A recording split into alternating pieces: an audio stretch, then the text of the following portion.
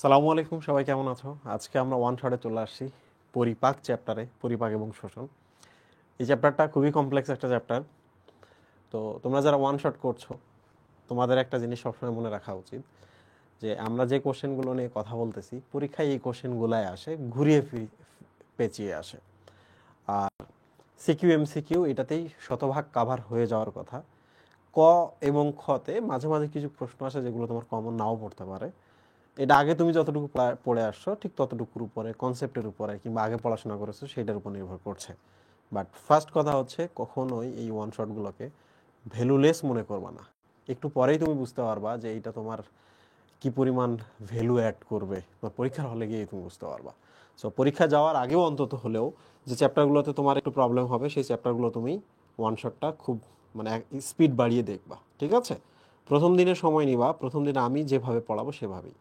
মাঝে মাঝে আমি গ্যাপ দিব, পজ দিব, ফান করব, গল্প করব। দ্যাট মিনস ওই সময় তোমার ব্রেনকে আমি একটা এন্টারটেইনমেন্টের সুযোগ দিচ্ছি, রিল্যাক্স হওয়ার সুযোগ দিচ্ছি। সো শুরু হোক আজকে আমাদের ওয়ান শট, পরিপাক এবং শোষণ। আমরা একটু দেখি স্লাইড আজকে কতগুলা কতগুলো স্লাইড মুহিম। আজকে 35টা স্লাইড, খুব বেশি স্লাইড নাই। সিকিউ আজকে একটু বেশি নাকি, 28 থেকে 35, 60টা সিকিউ আছে। সিকিউ অনেক, ওকে। তো সিকিউতে চলে আসি আমরা প্রথমেই। আচ্ছা, এটা হচ্ছে ময়মনসিংহ বোর্ড 2021 সালের প্রশ্ন। এ বি সি, এ হচ্ছে যকৃৎ, বি হচ্ছে পাকস্থলী, সি হচ্ছে অগ্নাশয়, তাই না? পরিপাক কি? তো পরিপাকে আমরা প্রথমে চলে আসি। এইটা মনে রাখবা, পরিপাক হচ্ছে এ জিনিসকে বিতে conversion with the help of C, ঠিক আছে? এবং ঘটনাস্থল হচ্ছে ডি। দেখো, সি হচ্ছে হেল্প, তুমি মনে রাখবা এইভাবে, এগুলো হচ্ছে হেল্প। মানে এটা এনজাইম হতে পারে, হরমোন হইতে পারে, অ্যাসিড হইতে পারে, ক্ষার হইতে পারে, লবণ হইতে পারে। ডি, ডি হচ্ছে প্লেস, কোন জায়গায় ঘটনাটা ঘটতেছে, ঠিক আছে? এ হচ্ছে উপাদান, মানে এটা হচ্ছে খাদ্য উপাদান, যেটা জটিল হয়, কঠিন হয়, অদ্রবণীয় হয়। তাহলে 1 2 3, এবং হচ্ছে শরীরের জন্য অনুপযোগী, কোষের অনুপযোগী,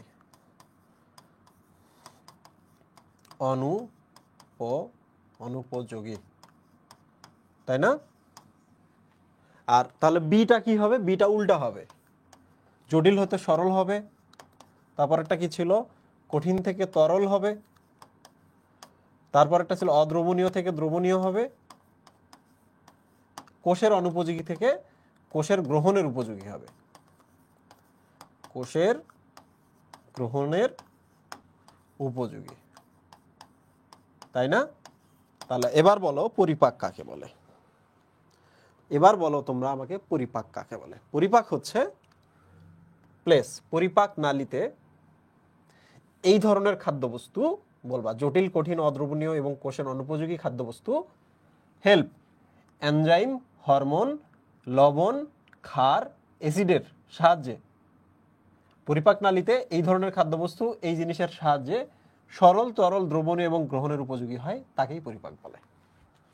ওকে, তাকেই পরিপাক বলে। তোমরা কি বুঝতে পারছো জিনিসটা? সবসময় বেস্ট মেথড ইউজ করবা কিভাবে মনে রাখতে হয়, ঠিক আছে? সো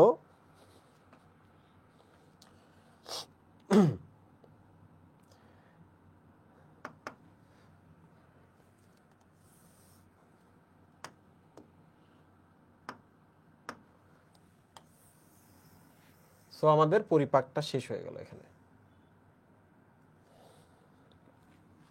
পরিপাক কিন্তু প্রক্রিয়া, একটু ভালো করে মনে রাখবা।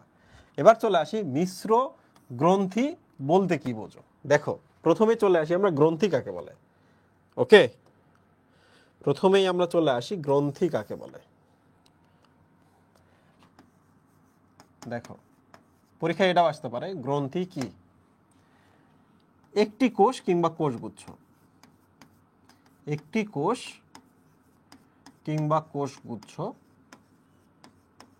একটা কোষও একটা গ্রন্থি হতে পারে, অনেকগুলো কোষ মিলেও একটা গ্রন্থি হতে পারে, ঠিক আছে?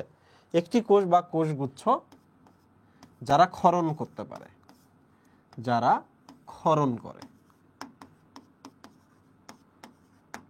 তো সেই সময় তুমি একটু ট্রিক করে তোমার সংজ্ঞার ভেতরে একটু অ্যাড করে দিবা। ক্ষরণ বলতে এনজাইম হতে পারে, হরমোন হতে পারে, মিউকাস হতে পারে, অ্যাসিড হতে পারে, আয়ন হতে পারে, যে কোনো কিছু হতে পারে। লেটস টক অ্যাবাউট গ্রন্থি। হোয়াট ইজ গ্রন্থি? গ্রন্থি হলো একটি কোষ কিংবা কোষগুচ্ছ যারা কিছু ক্ষরণ করতে পারে, কিছু ক্ষরণ করতে পারে। ওখানে ব্র্যাকেটের মধ্যে শুধু এগুলো লিখবা, enzyme, hormone, mucus, acid, ion, anything. ঠিক আছে? তাহলে আমরা বুঝলাম। এখানে একটা প্রশ্ন আছে, এই প্রশ্নটা কিন্তু অনেকেই জানে না, পরীক্ষা হলে গিয়ে দেখবা তোমরা ভুল করে চলে আসছো। সেটা হলো একটি কোষ, এই জিনিসটা মনে রাখবা, রেড কালার দিয়ে দিই আমি এখানে। একটি কোষ নিয়ে যে গ্রন্থি হয় তাকে বলা এক কোষী গ্রন্থি। এক কোষী গ্রন্থি, এটা কিন্তু পরীক্ষায় আসে এমসিকিউতে। বলো তো এক কোষী গ্রন্থির নাম কি? তোমরা বলবো পাকস্থলীতে যে গ্রন্থিগুলো থাকে তারা এক কোষী গ্রন্থি। এটা এমসিকিউ কিন্তু, হ্যাঁ। পাকস্থলীর গ্রন্থি বা গ্যাস্ট্রিক গ্রন্থি সমূহ হচ্ছে এক কোষী গ্রন্থি। ঠিক আছে, ইটস ফর এমসিকিউ। পাকস্থলীতে একটা কোষ একটা গ্রন্থি হিসাবে কাজ করতে পারে। আচ্ছা, তো এবার আমরা আবার আগাই। সেটা হলো প্রশ্ন আসছে কিন্তু মিশ্র গ্রন্থি কাকে বলে? তাহলে মিশ্র গ্রন্থি মানে হচ্ছে যে গ্রন্থি এনজাইম, হরমোন ক্ষরণ করতে পারে, মানে দুইটাই ক্ষরণ করতে পারে। যে গ্রন্থি এনজাইম হরমোন ক্ষরণ করে তাকে মিশ্র গ্রন্থি বলে। ঠিক আছে, কিন্তু প্রশ্ন কিন্তু এরকম না। প্রশ্ন হচ্ছে যে গ্রন্থির একাংশ এনজাইম, অন্য অংশ হরমোন ক্ষরণ করতে পারে। ঠিক আছে, যেমন এখানে কিন্তু একটা কথা আছে, দিস ইজ অগ্নাশয়, রাইট? তোমরা মনে রাখবা কোনো একটা শব্দের সাথে যদি শয় থাকে, this is a trick. T R I C K, this is a trick. কোনো কিছুতে যদি শয় থাকে তাহলে সেটি মিশ্র গ্রন্থি। মিশ্র গ্রন্থি, ঠিক আছে? যেমন অগ্নাশয়, শুক্রাশয়, ডিম্বাশয়। মনে রাখবা যকৃত কিন্তু মিশ্র গ্রন্থি, বাট যকৃতের ব্যাপারে বইতে বলা নাই। দ্যাট ইজ ওয়াই আমরা যকৃতের কথা এখানে বলবো না। ঠিক আছে মহিম, শয় থাকলেই সেটি মিশ্র গ্রন্থি। এখন প্রশ্ন হলো অগ্নাশয় থেকে তোমাকে আরেকটু এক্সট্রা জানতে হবে। বলো তো, ইটস এ অগ্নাশয়, তাই না? পুরোটাই অগ্নাশয় ধরা যাক। এই যে এখানে কিছু কিছু দ্বীপের মতো থাকে, এগুলোকে কি বলা হয় বলো তো? ল্যাঙ্গারেন্সের দ্বীপ, তাই না? এগুলোকে কি বলে? ল্যাঙ্গারেন্সের দ্বীপ বলে। তাহলে মনে রাখবা এই সব জায়গা থেকে হরমোন ক্ষরণ হয়। তাহলে জায়গার নামটা একটু মনে রাখতে হবে, islets of Langerhans. Islets of Langerhans. আর বাকি যে জায়গাগুলো আছে, সবচেয়ে বেশি জায়গা আছে, সেগুলোকে বলা হয়, এরা হচ্ছে এনজাইম ক্ষরণ করে। এনজাইম ক্ষরণ করতে পারে। এবং আরো একটা দারুণ জিনিস, বাইকার্বনেট ক্ষরণ করতে পারে। বাইকার্বনেট ক্ষরণ করতে পারে। এই সকল জায়গাকে বলা হয় এসিনাস বা লোবিউল। কি বলে মুহিম? Acinus or lobule. সো এখন আমি প্রশ্ন করি, আমি অনেক কিছু লিখে ফেলছি। এখন আমি প্রশ্ন করি, বলো তো অগ্নাশয় কি? এটি একটি মিশ্র গ্রন্থি। কেন মিশ্র গ্রন্থি? কারণ এখান থেকে হরমোন, এনজাইম দুটোই আসে। বলো তো অগ্নাশয়ের মতো আর কি কি মিশ্র গ্রন্থি আছে যাদের নামের শেষে শয় আছে? ডিম্বাশয়, শুক্রাশয়, অগ্নাশয়, রাইট? এবার চলে আসি, অগ্নাশয় মিশ্র গ্রন্থি কেন? কারণ অগ্নাশয় থেকে হরমোন, এনজাইম দুইটাই ক্ষরণ হয় বিভিন্ন অংশ থেকে। তোমরা এইভাবে বলবা, অগ্নাশয়ের কিছু অংশ থেকে হরমোন, কিছু অংশ থেকে এনজাইম ক্ষরণ হয়, এই জন্যই অগ্নাশয়কে মিশ্র গ্রন্থি বলে। তো এরপরের কিন্তু প্রশ্ন এইটা, অগ্নাশয়ে হরমোন ক্ষরণকারী অংশের নাম কি? আইলেটস অফ ল্যাঙ্গারহ্যান্স, যেখানে আলফা, বিটা, ডেল্টা এবং পিপি সেল থাকে, তোমরা তো জানো। যেখান থেকে গ্লুকাগন, ইনসুলিন, তারপর হচ্ছে সোমাটোস্টেডিন এবং প্যানক্রিয়াটিক পলিপেপটাইড নামক আলফা, বিটা, ডেল্টা, পিপি কোষ থেকে 4টা হরমোন ক্ষরণ হয়। পরের প্রশ্ন হলো কোন জায়গা থেকে এনজাইম ক্ষরণ হয়? এটার উত্তর কিন্তু জানতে হবে, এটা কিন্তু অনেকেই ভুল করে। সেটা হলো এসিনাস বা লোবিউল। এসিনাস বা লোবিউল। তাহলে বলো তো অগ্নাশয়ের বেশিরভাগ অংশ কি? এসিনাস বা লোবিউল। তাহলে অগ্নাশয় থেকে বেশি বেশি কি আসে? এনজাইম আসে। একটা প্রশ্ন আমি তোমাদের করে দেখো তো পারো কিনা, পরিপাকের জন্য বেশিরভাগ এনজাইম কোত্থেকে আসে? পাকস্থলী, ক্ষুদ্রান্ত নাকি অগ্নাশয়? পারো কিনা বলো তো? অগ্নাশয় থেকে আসে। কোথা থেকে আসে? অগ্নাশয় থেকে আসে, তাই না? ওকে, সো এবার চলে আসি আমরা গ নাম্বার প্রশ্নের উত্তরে। দেখো আমাদের কিন্তু অগ্ন্যাশয় পড়া শেষ হয়ে গেছে, দেখছো অগ্ন্যাশয়ের এমসিকিউ সিকিউ মোটামুটি 80% পড়া হয়ে গেছে। উদ্দীপকের বি অঙ্গটি থেকে যে অ্যাসিড নিঃসৃত হয় উহার কাজ বলো। বি, এই যে বি পাকস্থলী, পাকস্থলী এটি হচ্ছে বি অংশ। বলতো যে অ্যাসিডটি আসে নাম কি? HCl, hydrochloric acid. এবার হাইড্রোক্লোরিক অ্যাসিডের কাজে চলে আসে। এক নাম্বার কিন্তু খুব গুরুত্বপূর্ণ, সেটা হলো অম্লীয় পরিবেশ সৃষ্টি করে। তোমরা কিন্তু অনেকে এটা জানো না, অম্লীয় পরিবেশ সৃষ্টি করে। এটা কিন্তু সবার আগে লিখতে হবে, অম্লীয় পরিবেশ সৃষ্টি করে। তোমরা কি জানো এই অম্লীয় পরিবেশ সৃষ্টি হলে কি হয়? এনজাইমগুলোকে সক্রিয় করা যায়। কিছু এনজাইম আছে যারা অম্ল পিএইচ ছাড়া কাজ করে না, তাহলে এনজাইমকে সক্রিয় করে।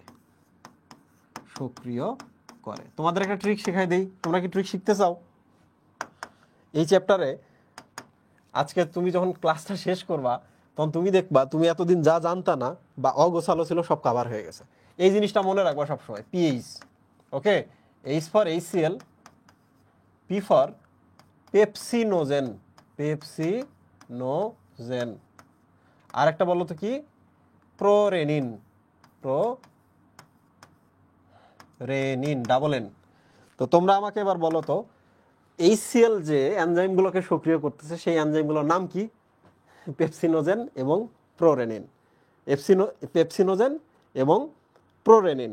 ওকে, এবার দেখো পেপসিনোজেন যখন HCl দ্বারা সক্রিয় হয় তখন এটার নাম হয়ে যায় পেপসিন। কি নাম? পেপসিন, এই যে সক্রিয় করলো। প্রোরেনিন যখন HCl দ্বারা সক্রিয় হয়ে যায় নাম হয়ে যায় রেনিন। ঠিক আছে মুহিব? আচ্ছা, এবার চলে আসি আমরা 3 নাম্বার। এটা ছিল 1, এটা ছিল 2, এটা হচ্ছে 3 নাম্বার হচ্ছে পাকস্থলীতে যে ব্যাকটেরিয়াগুলো আসে, জীবাণু আসে, তাদেরকে ধ্বংস করে। পাকস্থলীতে আগত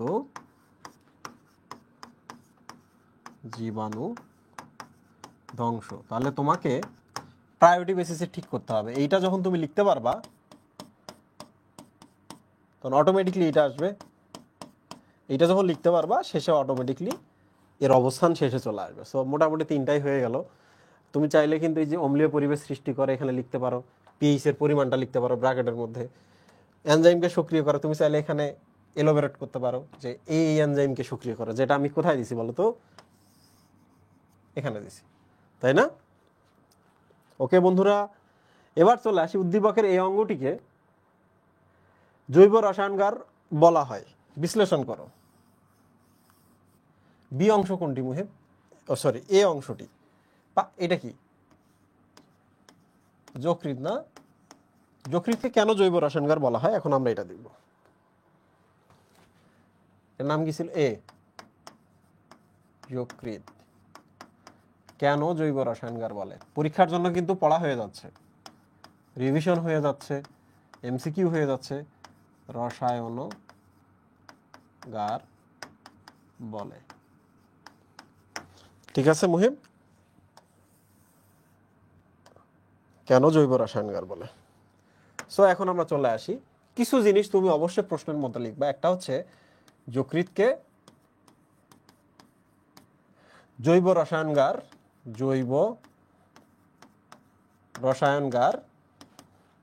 বা কি বলে এটাকে বলো তো?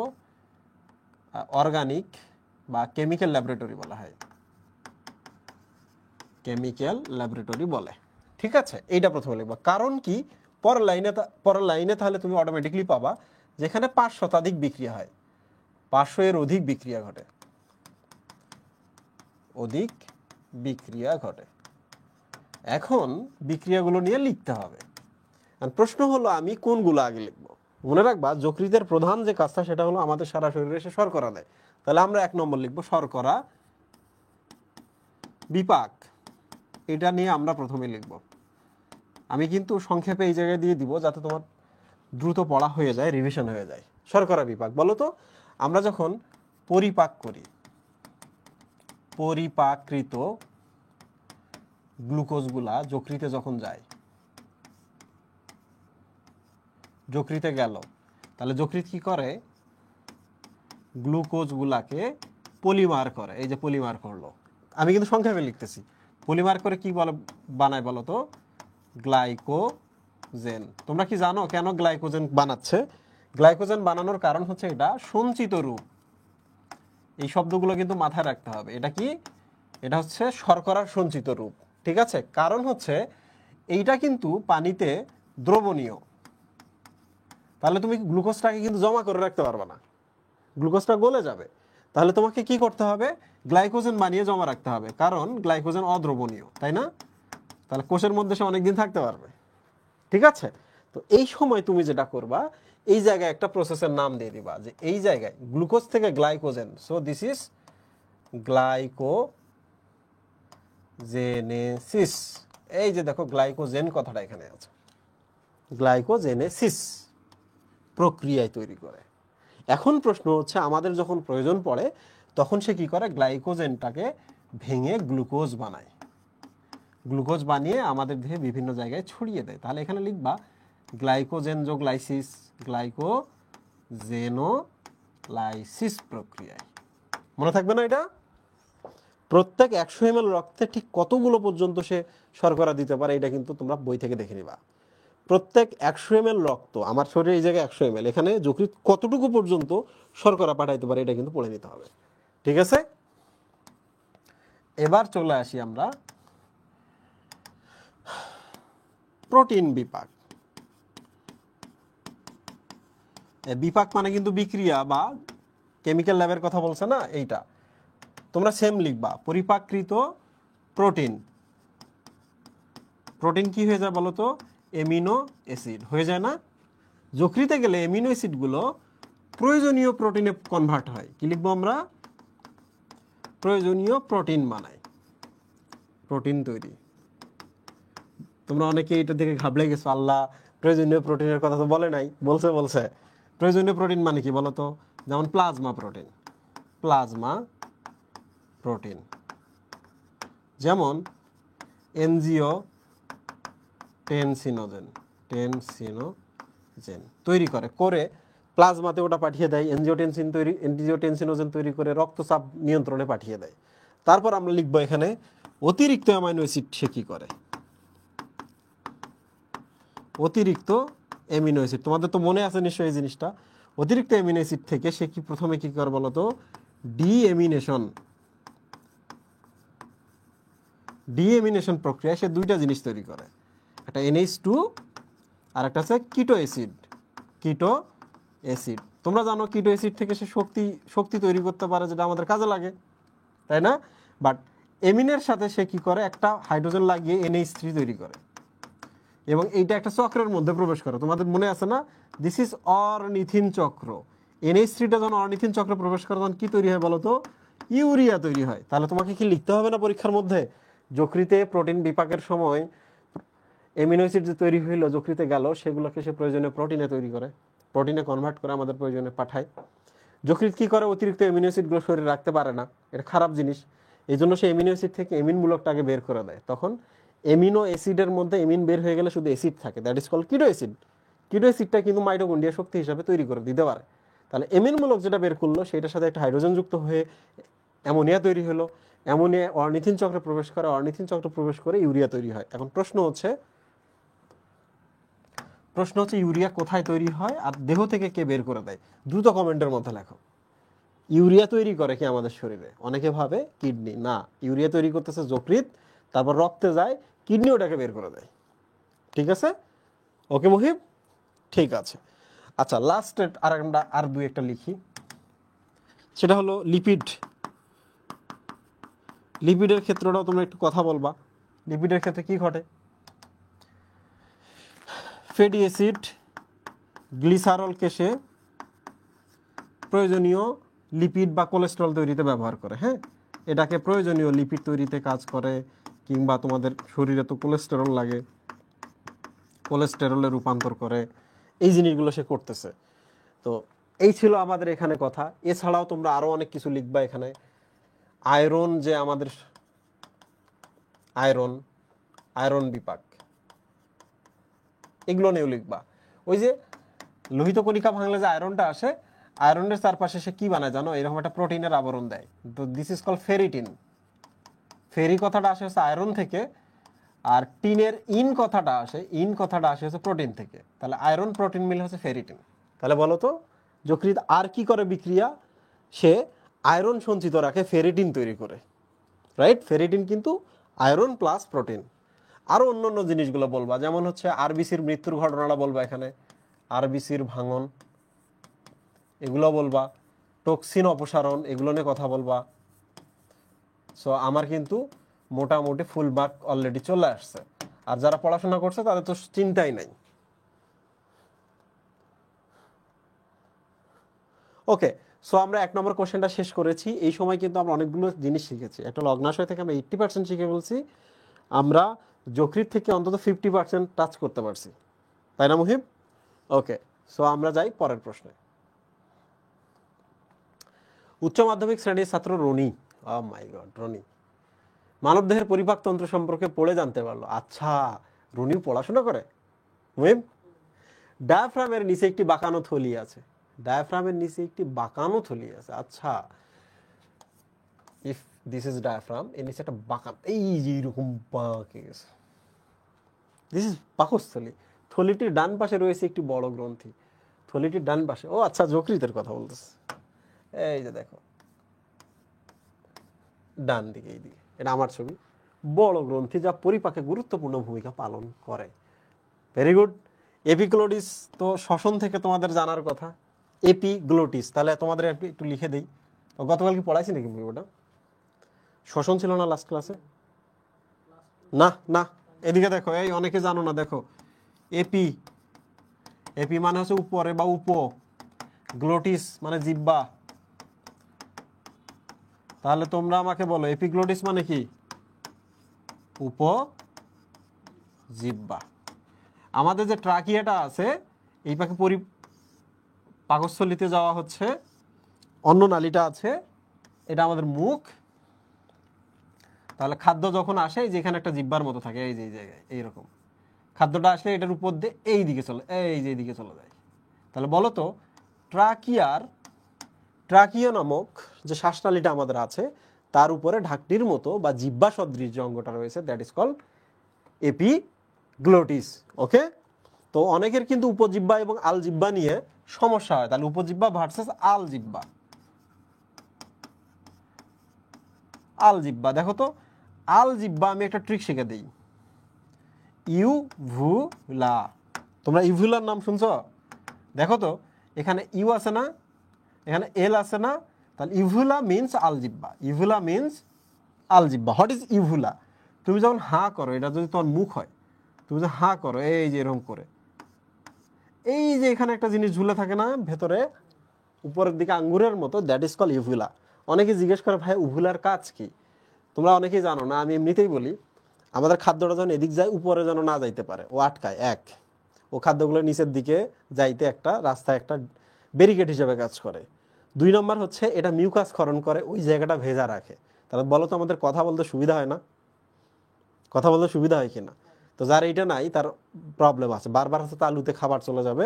2 নম্বর হচ্ছে মুখ বারবার শুকায় যাবে, কথা বলতে অসুবিধা হবে। তাহলে ইভুলা, ইউএল, আলজিহ্বা মনে থাকবে। আঙ্গুরের মতো, গলবিলে থাকা আঙ্গুরের মতো, মানে উপর থেকে ঝুলন্ত যেটা, that is called ইভুলা। Muhib, chylomicron. Chylomicron. এখন আমরা কাইলোমাইক্রন সম্পর্কে দেখি।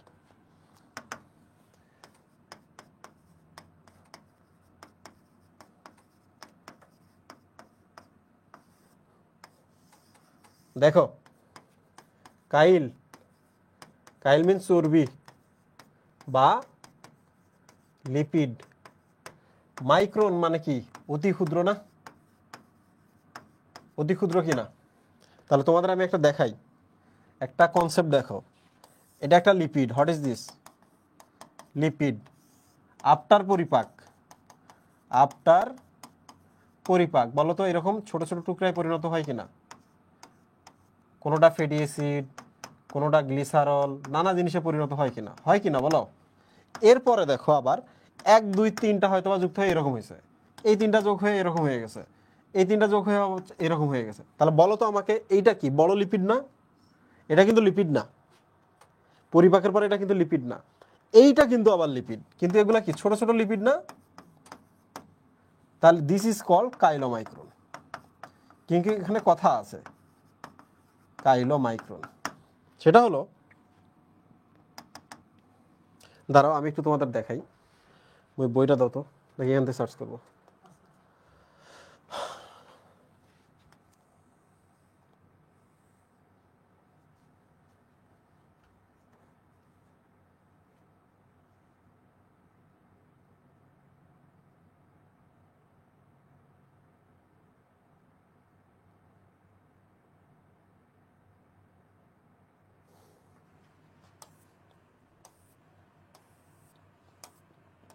হজমটা কই?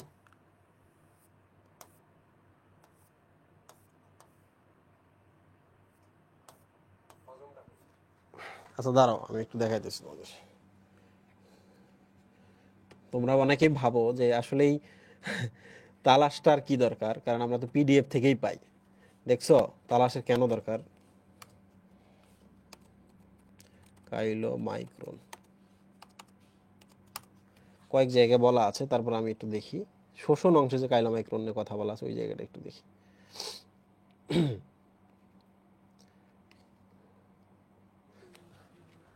দাঁড়াও, ট্রাইগ্লিসারাইড, কোলেস্ট্রল, ফসফোলিপিড এবং প্রোটিন দ্বারা শোষণযোগ্য লিপিড এনজাইম। তো তোমাদের আমি এটা বলি, হ্যাঁ একটা জিনিস দেখি, সেটা হলো তোমরা একটু দেখো, ইফ দিস ইজ পরিপাক নালী, হ্যাঁ তো একটু দেখো পরিপাক নালীতে কি যে এই জিনিসগুলো হয় না, ফ্যাটি অ্যাসিড, গ্লিসারল ইত্যাদি ইত্যাদি, পরিপাকের পর হইলো কিনা মহিম? এখানে ভিলাই আছে না, ভিলাইয়ের ভেতরে, ভিলাইয়ের পর এখানে ধরো একটা রক্তনালী আছে, ওটা রক্ত দিয়ে চলে যাওয়ার কথা ভিলাইয়ের শোষণ হয়ে। আর একটা ধরো যাক এই পাশে আছে, দিস ইজ লসিকা নালী, ঠিক আছে মুহিব? তো একটা জিনিস খেয়াল করো, সেটা হলো এরা যখন এই ভিলায় চলে আসলো, আসার পর এরা এখানে আসার পর এই কাইলোমাইক্রন হইলো, কিন্তু এর বাইরে একটা প্রোটিনের একটা আবরণ ক্রিয়েট হবে। কিসের আবরণ ক্রিয়েট হবে? প্রোটিনের একটা আবরণ ক্রিয়েট হবে। তাহলে দেখছো লিপিডের উপরে একটা প্রোটিনের কোটিং থাকে, আবরণ থাকে, দ্যাট ইজ কল্ড কাইলোমাইক্রন। ঠিক আছে, তাহলে বলো তো হোয়াট ইজ কাইলোমাইক্রন? তোমার উত্তর হবে ভিলায়ে শোষিত লিপিড এবং প্রোটিন, লিপিডের প্রোটিন আবরণীযুক্ত লিপিডকে বলা হয় কাইলোমাইক্রন। এবার বলো তো কাইলোমাইক্রন কোথায় যাবে? রক্তনালীতে সবাই যায়, কিন্তু কাইলোমাইক্রন যাবে লসিকা নালীতে। ঠিক আছে, কাইলোমাইক্রন যাবে লসিকা নালীতে। এবং কাইলোমাইক্রন যখনই লসিকা নালীতে যায় তখন লসিকাগুলো সাদা হয়, দুধের মতো সাদা। তখন এই জায়গার সাদা লসিকাগুলোকে বলা হয় ল্যাকটিয়েল। কি বলা মুহিব? ল্যাকটিয়েল। দেখো ল্যাকটো মানে দুধ বা সাদা না, ঠিক কিনা? আর সাদা।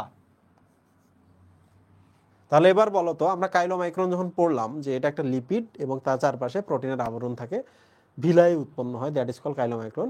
এবার বলো তো হোয়াট ইজ ল্যাকটিয়াল? তোমরা বলবা অন্ত্রের লসিকা নালীর দুধের মতো সাদা লসিকাকে ল্যাকটিয়াল বলে। অন্ত্রের যে লসিকা নালীর ভেতর দুধের মতো সাদা লসিকা থাকে সেগুলোকে বলা হয় ল্যাকটিয়াল। ঠিক আছে, বই আরো সুন্দর করে লেখা আছে, বাট আমি কনসেপ্টটা তোমাদের জানিয়ে দিলাম।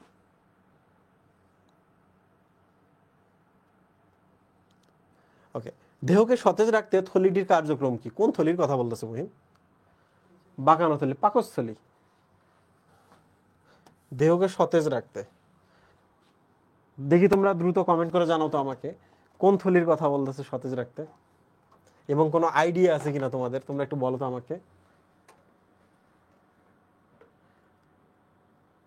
তোমাদের কোনো আইডিয়া আছে কিনা দেখো তো।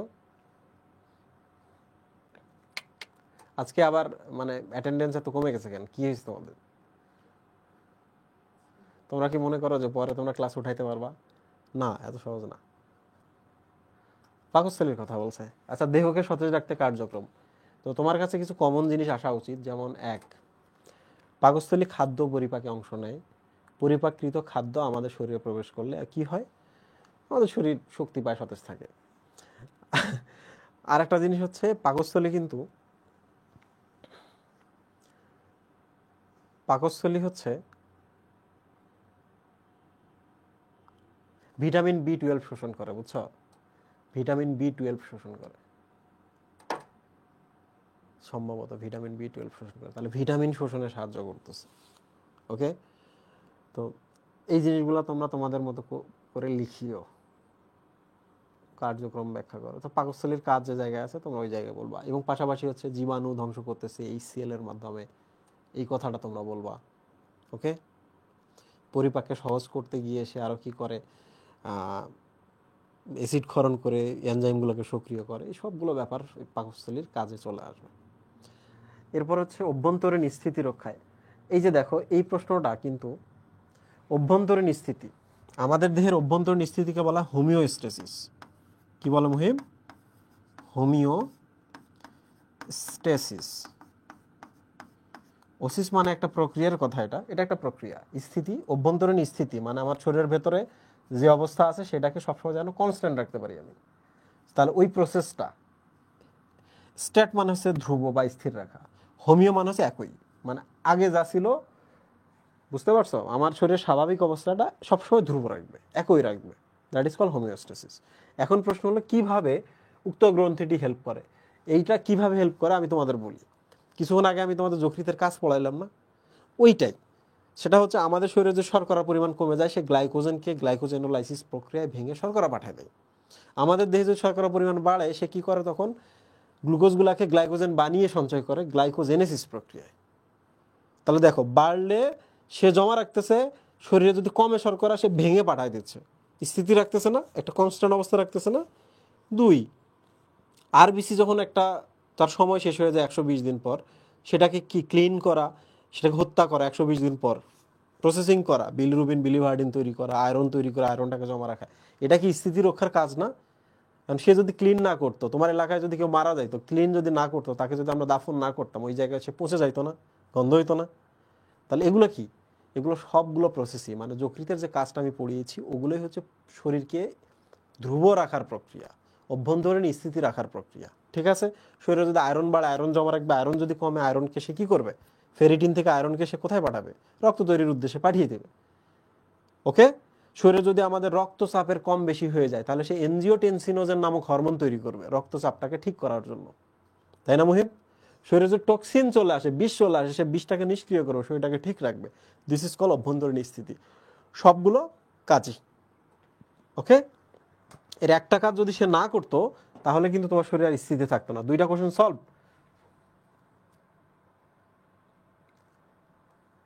আচ্ছা, কাইলোমাইক্রন নিয়ে আমরা একটু আগেই পড়লাম, আমি আরেকবার বলি। ভিলাইয়ের ভেতরে লিপিড এবং লিপিডের চারপাশে প্রোটিনের আবরণ, তাকে বলা হয় কাইলোমাইক্রন। কাইলোমাইক্রন যখন লসিকা নালীতে যায়, দ্যাট ইজ কল ল্যাকটিয়াল। তাহলে ল্যাকটিয়ালের সংজ্ঞাটা পড়ে নিতে হবে। ডান। পরিপাকে পিত্তরসের ভূমিকা, এই যে পিত্তরস চলে আসছে। ওকে,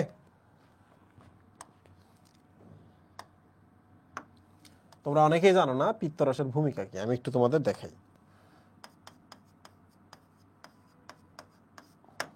পিত্তরস, এটা যদি পরিপাক নালী হয়, তাহলে এই যে যকৃৎ আছে, যকৃৎ পিত্তরস উৎপন্ন করে করে এই থলিটাতে রেখে দেয়। এই থলিটা থেকে পিত্তরস এই যে এই জায়গায় আসে, কোথায়? ডিওডেনামে আসে। এসে কি কি করে? তাহলে 1 নাম্বার আমরা লিখবো, পিত্তরসে কোনো এনজাইম থাকে না। মনে রাখবা, পিত্তরসে কোনো এনজাইম থাকে না, পিত্ত লবণ থাকে। পিত্ত লবণ যারা কি করে, লিপিডকে ভাঙে, লিপিডকে ইমালসিফিকেশন প্রক্রিয়ায় ভাঙে, এটা লিখতে হবে। ওকে, ইমালসিফিকেশন প্রক্রিয়ায় লিপিডকে টুকরো টুকরো করে, এটা ফার্স্ট কাজ। 2 নাম্বার, পিত্তরস কিন্তু পিএইচ হাই, পিএইচ অনেক হাই। তাহলে বলো তো সে কি করতেছে? এই পরিপাক নালীটাকে সে ক্ষারীয় পরিবেশ সৃষ্টি করতেছে না? ক্ষারীয় পরিবেশ সৃষ্টি করে। তাহলে ক্ষুদ্রান্তে সে কি করলো? ক্ষারীয় পরিবেশ সৃষ্টি করলো। 3 নাম্বারটা বলো তো আর কি কি সে করে? সে কিন্তু শুধু আইসা লিপিডকে ভাঙে তাই না, সে লিপিডটাকে শোষণ করতেও সাহায্য করে। এখান থেকে যে লিপিডটা ভিলাইয়ের মাধ্যমে লসিকায় যাবে বা ভিলাইয়ের মাধ্যমে অন্য জায়গায় যাবে, সেইটাও তৈরি করে মাইসেলি তৈরির মাধ্যমে। কি? মাইসেলি। তাহলে আমরা এটা লিখতে পারি, মাইসেলি তৈরির মাধ্যমে, মাইসেলি তৈরি করে, ফলে লিপিড শোষণ হয়, লিপিড শোষণ হয়। স্যার, আরও অনেক কিছু কিছু কাজ আছে, তোমরা এগুলো লিখতে পারো। যেমন যে পেরিস্টালসিস বাড়ায়, পেরিস্টালসিস বাড়লে কিন্তু পরিপাক বাড়বে, কমতেও পারে, পেরিস্টালসিস বৃদ্ধি করে, এবং আরও অনেক ধরনের কাজ আছে যেটা তুমি লিখতে পারো। আমি প্রধান 4টা কাজ দিয়ে দিলাম। পিত্ত লবণ লিপিড পরিপাকে সাহায্য করে, ইমালসিফিকেশন প্রক্রিয়া, লিপিডটাকে ভেঙে ফেলে। তারপর হচ্ছে এর পিএইচ অনেক হাই, এই জন্য সে ক্ষুদ্রান্তে ক্ষারীয় পরিবেশ সৃষ্টি করে, নাহলে পাকস্থলী থেকে যে অ্যাসিড আসছিল ওটাকে তো নিউট্রাল করতে হবে, তাই না মুহিব? 3 নাম্বার হচ্ছে সে মাইসেলি তৈরি করে, মাইসেলির মাধ্যমে সে লিপিড শোষণে সাহায্য করে, লিপিডের কণাগুলা, পরিপাকৃত লিপিডগুলা। সে এখানে পেরিস্টালসিস বৃদ্ধি করে এবং অন্য কাজ আছে, তোমরা এগুলো বই থেকে পড়ে নিও। ডি নাম্বার, উদ্দীপকের এ কার্যকারিতা স্নায়ুতন্ত্রের উপর নির্ভরশীল, এটা একটু লিখতে হবে। হ্যাঁ, আমি একটু তোমাদের দেখাই পাকস্থলীর কাজ কিভাবে স্নায়ুতন্ত্রের উপর নির্ভর করে।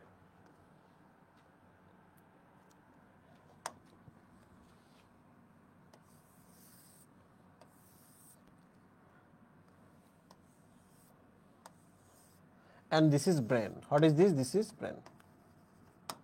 ঠিক আছে, স্নায়বিক নিয়ন্ত্রণটা তোমাদের লিখতে হবে। 1 নাম্বার হচ্ছে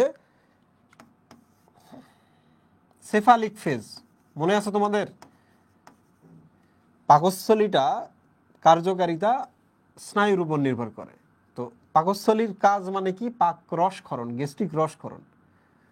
তো 3টা প্রসেস আছে সেফালিক পর্যায়। তোমরা কি জানো যে আমার এটা নিয়ে একটা ডিটেল লেকচার প্লেলিস্ট আছে, এগুলো নিয়ে আমি এত সুন্দর করে বোঝাইছি, ইউটিউবে আছে, তোমরা কি জানো এটা? 2 হচ্ছে গ্যাস্ট্রিক পর্যায়, গ্যাস্ট্রিক পর্যায়, এবং 3 নাম্বার হচ্ছে আন্ত্রিক পর্যায়, আন্ত্রিক পর্যায়।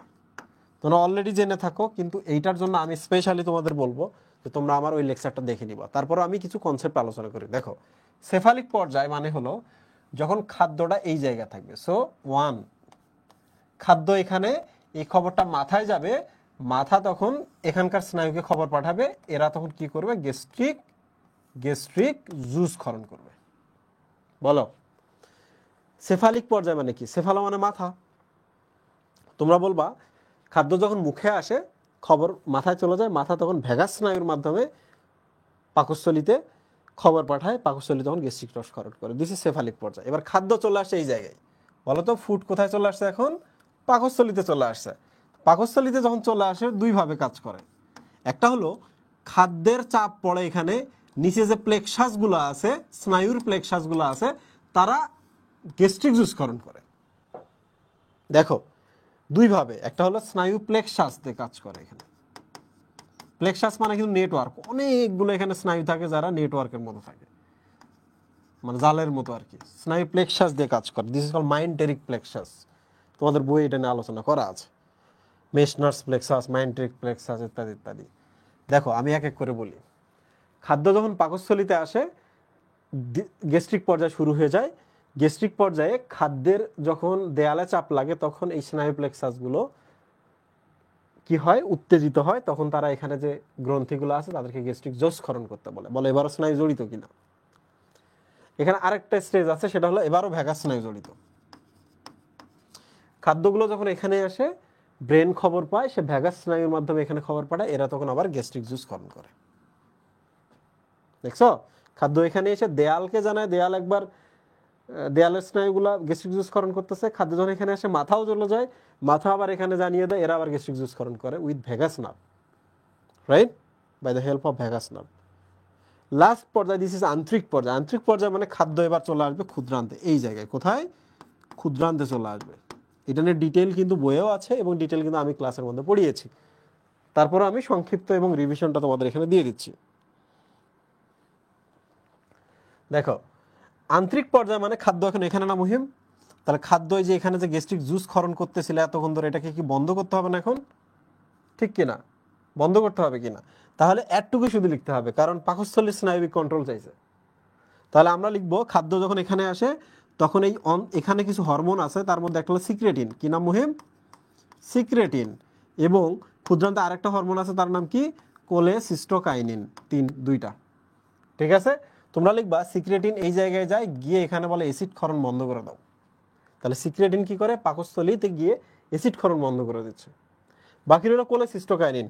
কোলেসিস্টোকাইনিন এই যে এখানে আসে, আইসা একে বলে তুমি একটু তোমার স্ফিংটারটা বন্ধ করো, বাস একটু কি করো, সংকুচিত করে রাখো, যেন খাদ্য যেন ধীরে ধীরে আসে নিচে, তাহলে আমি পরিপাক করতে পারবো। তাহলে তোমরা আমাকে বলো তো, পাকস্থলীতে এবার দুইটা কাজ হইলো না? একটা হলো ক্ষরণ বন্ধ হইলো স্নায়ুর মাধ্যমে, আর একটা হলো খাদ্যগুলো যে নিচে নামতেছিল এটা বন্ধ হইলো, আরেকটা যে হরমোনের মাধ্যমে যদিও, তাহলে এটা তুমি বাদ দিও, শুধু সিক্রেটিনের কথাটাই লিখো। সিক্রেটিন এখানে আসে, এটা কি হরমোনাল কাজ? আমার মনে হচ্ছে এটা এটা কিন্তু স্নায়বিক নিয়ন্ত্রণ না, এইটার এটা স্নায়বিক নিয়ন্ত্রণ। আমাদের কিন্তু আনসার হয়ে গেছে, এটা কিন্তু হরমোনাল কাজ। বুঝতে পারছো? That's enough.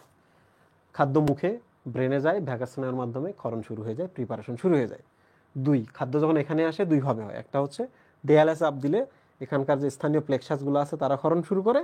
দুই নম্বর হচ্ছে এখানে খবর ব্রেনে যায়, ব্রেন আবার ভ্যাগাস স্নায়ুর মাধ্যমে ক্ষরণ ঘটায়। পড়া শেষ। ওকে বন্ধুরা, ভেরি গুড, থ্যাংক ইউ। স্নায়বিক নিয়ন্ত্রণ শেষ। এবার উদ্দীপকের বি চিহ্নিত। বি মানে হচ্ছে যকৃৎ। আলো অঙ্গের বিপাকীয় ভূমিকা। দেখো একই প্রশ্ন বারবার আসছে না? একই প্রশ্ন বারবার আসছে না? তাহলে দুইটা প্রশ্নে আমরা দেখলাম, এখানে থার্ড প্রশ্ন এখানে আসছে কিনা। তার মানে একই জিনিস বারবার আসতেছে এবং তোমাকে লিভারের বিপাক এবারও পড়ে যেতে হবে। ঠিক আছে বন্ধুরা? এবার চলে আসি আমরা একই ছবি। লালা কি? লালা হচ্ছে এক ধরনের তরল যেটি লালা গ্রন্থি থেকে ক্ষরিত হয়, পরিপাকে, রাসায়নিক এবং যান্ত্রিক পরিপাকে সাহায্য করে। মনে রাখবা, লালা এক ধরনের তরল যেটি লালা গ্রন্থি থেকে ক্ষরিত হয়ে রাসায়নিক এবং যান্ত্রিক পরিপাকে সাহায্য করছে। কোথায় ক্ষরিত হয়েছিল? মুখ গহ্বরে। এই কথাটা লিখতে হবে না? লিখতে হবে। শেষ। লালা ডান। বিএমআই বলতে কি বোঝায়? বিএমআই মানে হচ্ছে বডি মাস ইন্ডেক্স। ইন্ডেক্স শব্দের অর্থ হলো একটা চার্ট আর কি, যেখানে আমরা দেখে দেখে বলতে পারি কোন লিমিটে গেলে কি অবস্থা। বডি মাস বলতে শরীরের ভর। ঠিক আছে? তাহলে তোমাদের বিএমআই বা বডি মাস ইন্ডেক্স এটা লিখতে হবে। তারপর বিএমআই কিভাবে করা হয়? ভর ইন কেজি, আর হচ্ছে উচ্চতা ইন মিটার স্কয়ার। তার মানে উচ্চতাকে মিটারে কনভার্ট করতে হবে, করে আমরা যে আনসার পাই, যে ফলাফল পাই, সেই ফলাফল অনুযায়ী আমরা কোনো মানুষের স্থূলতা সম্পর্কে একটা আইডিয়া দিতে পারি। ঠিক আছে? এই কথাগুলো কিন্তু লিখতে হবে। তাহলে BMI equal body mass index. Body mass index হচ্ছে স্থূলতার একটি সূচক। শরীরের ভর এবং উচ্চতার দিয়ে আমরা কি করি? এই সূচকটা নির্ধারণ করি, করে একটা মানুষের আমরা উচ্চতা এবং উচ্চতা অনুযায়ী ওজন ঠিক আছে কিনা আমরা এটা নির্ধারণ করি। ঠিক আছে? এই কথাগুলো তুমি একটু লিখে দিও। গ, উদ্দীপকে এ মানে এই যে দেখো, যকৃতের ছবি এত বাজে কেউ লেখে, যকৃৎ কিরকম গোল হয়। অংশটির পরিপাকে ভূমিকা বলো। এই অংশটা বলতে কি বলছে? যকৃতের কথা বলছে নাকি হচ্ছে তীর চিহ্নের মাথা তো যকৃতে চলে গেছে।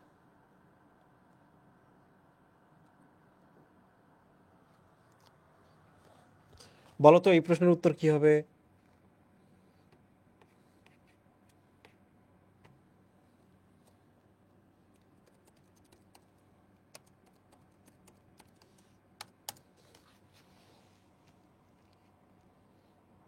বলো তো এই প্রশ্নের উত্তর কারা কারা দিতে পারবে?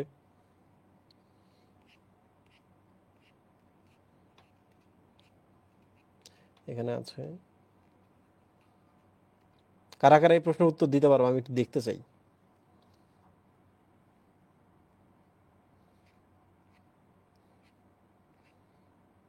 এটা খুবই কমপ্লেক্স একটা প্রশ্ন। হ্যাঁ, খুবই কমপ্লেক্স একটা প্রশ্ন। বইয়ে মনে হয় না এটার উত্তর দেওয়া আছে। বলো তো এই প্রশ্নটার উত্তর কারা কারা দিতে পারবা? মুহিব, হঠাৎ করে আবার স্টুডেন্ট ফল করলো কেন? আমি বন্ধ করে দেবো নাকি? উদ্দীপকের এই অংশটির ভূমিকা পরিপাকে ভূমিকা। হ্যাঁ, এখানে যকৃতের কাজটা তুমি লিখতে পারো, লিখলে তুমি বাইসা যাবা, এটা একটা সুবিধা। বাট এটার পরিপাকে ভূমিকা যদি তুমি বলতে চাও, মনে রাখবা যকৃৎ কিন্তু পিত্তরস ক্ষরণ করে, এই জিনিসটা রাখতে হবে। পিত্তরস ক্ষরণ, যেটি কি করে, লিপিড পরিপাকে সাহায্য করে, তাই না? লিপিড পরিপাকে সাহায্য করে, এইটা কিন্তু উত্তর। আমি আরেকবার বলছি, ভাইয়া ক্লাস শুরু হয়েছে, আমি নোটিফিকেশন পাইনি। 9টায় ক্লাস মানে 9টায় ক্লাস, তুমি রুটিনটা দেখবা, রুটিনটা আমরা নতুন করে আবার দিব। আচ্ছা, তোমাদের আরেকবার বলি, যকৃতের ভূমিকা তো অনেকে জানে না, পিত্তরসে এনজাইম থাকে না, পিত্তরসে লবণ থাকে। সেই লবণগুলোর মাধ্যমে কি কাজ করে একটু আগে আমি শেখাইলাম না মহিম, বুঝলা গেছো? পিত্ত লবণ, টরোকোলেট এবং গ্লাইকোকোলেট বলে এখানে লবণ আছে। এগুলো ইমালসিফিকেশন প্রক্রিয়ায় লিপিডকে ভাঙে, এটা মাইসেলি তৈরি করে হজমে সাহায্য করে। সো এখানে তোমরা যেটা করবা সেটা হলো পিত্তরসের কাজটা যকৃতের সাথে অ্যাটাচ করে দিবা, দিয়ে মনের মাধুরী মিশিয়ে আরেকটু এক্সট্রা লিখবা। সো এইটাই একমাত্র কাজ। যকৃৎ পরিপাকে খুব বেশি ভূমিকা রাখে না, কিন্তু শোষণের পরে ডিস্ট্রিবিউশনে সে ভূমিকা রাখে, কি করবো না করবো ম্যানেজমেন্টে সে ভূমিকা রাখে। উদ্দীপকে উল্লেখিত বি অংশটিতে যান্ত্রিক পরিপাক প্রক্রিয়া ব্যাখ্যা করো। বি অংশ মানে হচ্ছে পাকস্থলী, তাই না? পাকস্থলী, পাকস্থলীতে যান্ত্রিক পরিপাক, অনেকেই জানেই না যে যান্ত্রিক পরিপাক কি জিনিস। যান্ত্রিক পরিপাক মানে হচ্ছে কাটা ছেঁড়া এগুলো আর কি। কয়েকটা জিনিস আমি দিচ্ছি, এরা কিন্তু খাদ্যকে মোচড় দেয়, হ্যাঁ, খাদ্যকে মোচড়, চাপ ইত্যাদি ইত্যাদি দেয়, দিয়ে খাদ্যকে টুকরো টুকরো করে, এটা একটা জিনিস। 2 নম্বর হচ্ছে এখানে যে হচ্ছে HCl থাকে, সেটা হচ্ছে, এটাও কিন্তু যান্ত্রিক পরিপাকের অংশ। HCl জীবাণু ধ্বংস করে, ঠিক আছে। 2 নম্বর হচ্ছে দীর্ঘক্ষণ রাখে, তখন খাদ্যগুলো কি হয়ে যায়, খাদ্যগুলো তখন হচ্ছে কাইম হয়ে যায়, এটা লিখতে হবে। কাইমে পরিণত করে, মুখ থেকে আসা বোলাসটাকে সে কাইমে পরিণত করে, রাইট। এবং সে দীর্ঘক্ষণ ধরে রাখে, দীর্ঘক্ষণ 1 থেকে 3 ঘন্টা ইত্যাদি ইত্যাদি ধরে রাখে। এই জিনিসগুলো কিন্তু লিখতে হবে, বইয়ে আছে, বাট যান্ত্রিক পরিপাকের অংশ কিন্তু এগুলাই। খাদ্যকে ধরে রাখা, মোচড় দেওয়া, পিষে ফেলা, ফেলিয়ে এগুলাকে কাইমের মতো তরলে পরিণত করা, জীবাণুগুলোকে ধ্বংস করে রাখা এবং দীর্ঘক্ষণ ধরে রাখা, সবগুলোই কিন্তু যান্ত্রিক পরিপাকের অংশ। তাহলে যান্ত্রিক পরিপাকটা সম্পর্কে মানুষের ধারণা রাখতে হবে, তাই না? Very good. তাহলে আমাদের পড়া শেষ। আমাদের দেহে এমন একটি অতি গুরুত্বপূর্ণ গ্রন্থি আছে, যখনই অতি গুরুত্বপূর্ণ গ্রন্থির কথা বলে আমার মাথা সব সময় 2টা জিনিসে যায়। প্রথমে যকৃৎ, সেকেন্ডে হচ্ছে অগ্নাশয়। দেখি কি আছে, যা দেহের বৃহত্তম গ্রন্থি। সেকেন্ড অপশনটা যেই না দিছে, সাথে সাথে কোথায় গেছে বলতো, যকৃৎ। এটা কিন্তু একটা MCQ, মনে রাখবা। আমাদের দেহের সবচেয়ে বড় গ্রন্থির নাম হচ্ছে যকৃৎ, ওকে। এই গ্রন্থি থেকে এমন এক ধরনের রসের ক্ষরণ ঘটে যার প্রকৃতি ক্ষারীয়। এই যে দেখো, এমন একটি রসের ক্ষরণ ঘটে, সেটার নাম হচ্ছে কি রস বলতো, বলো, পিত্তরস। তাহলে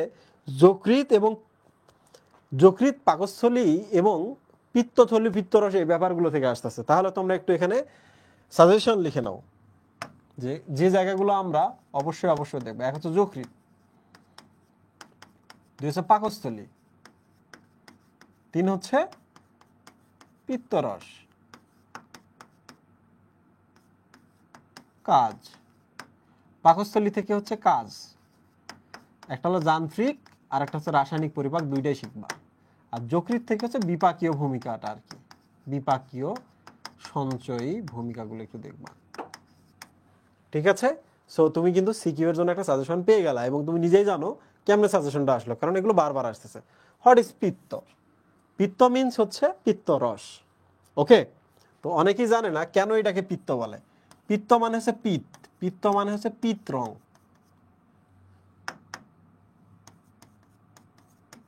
পিত রং। বলো তো পিত রং মানে কি? হলদে, ঠিক আছে।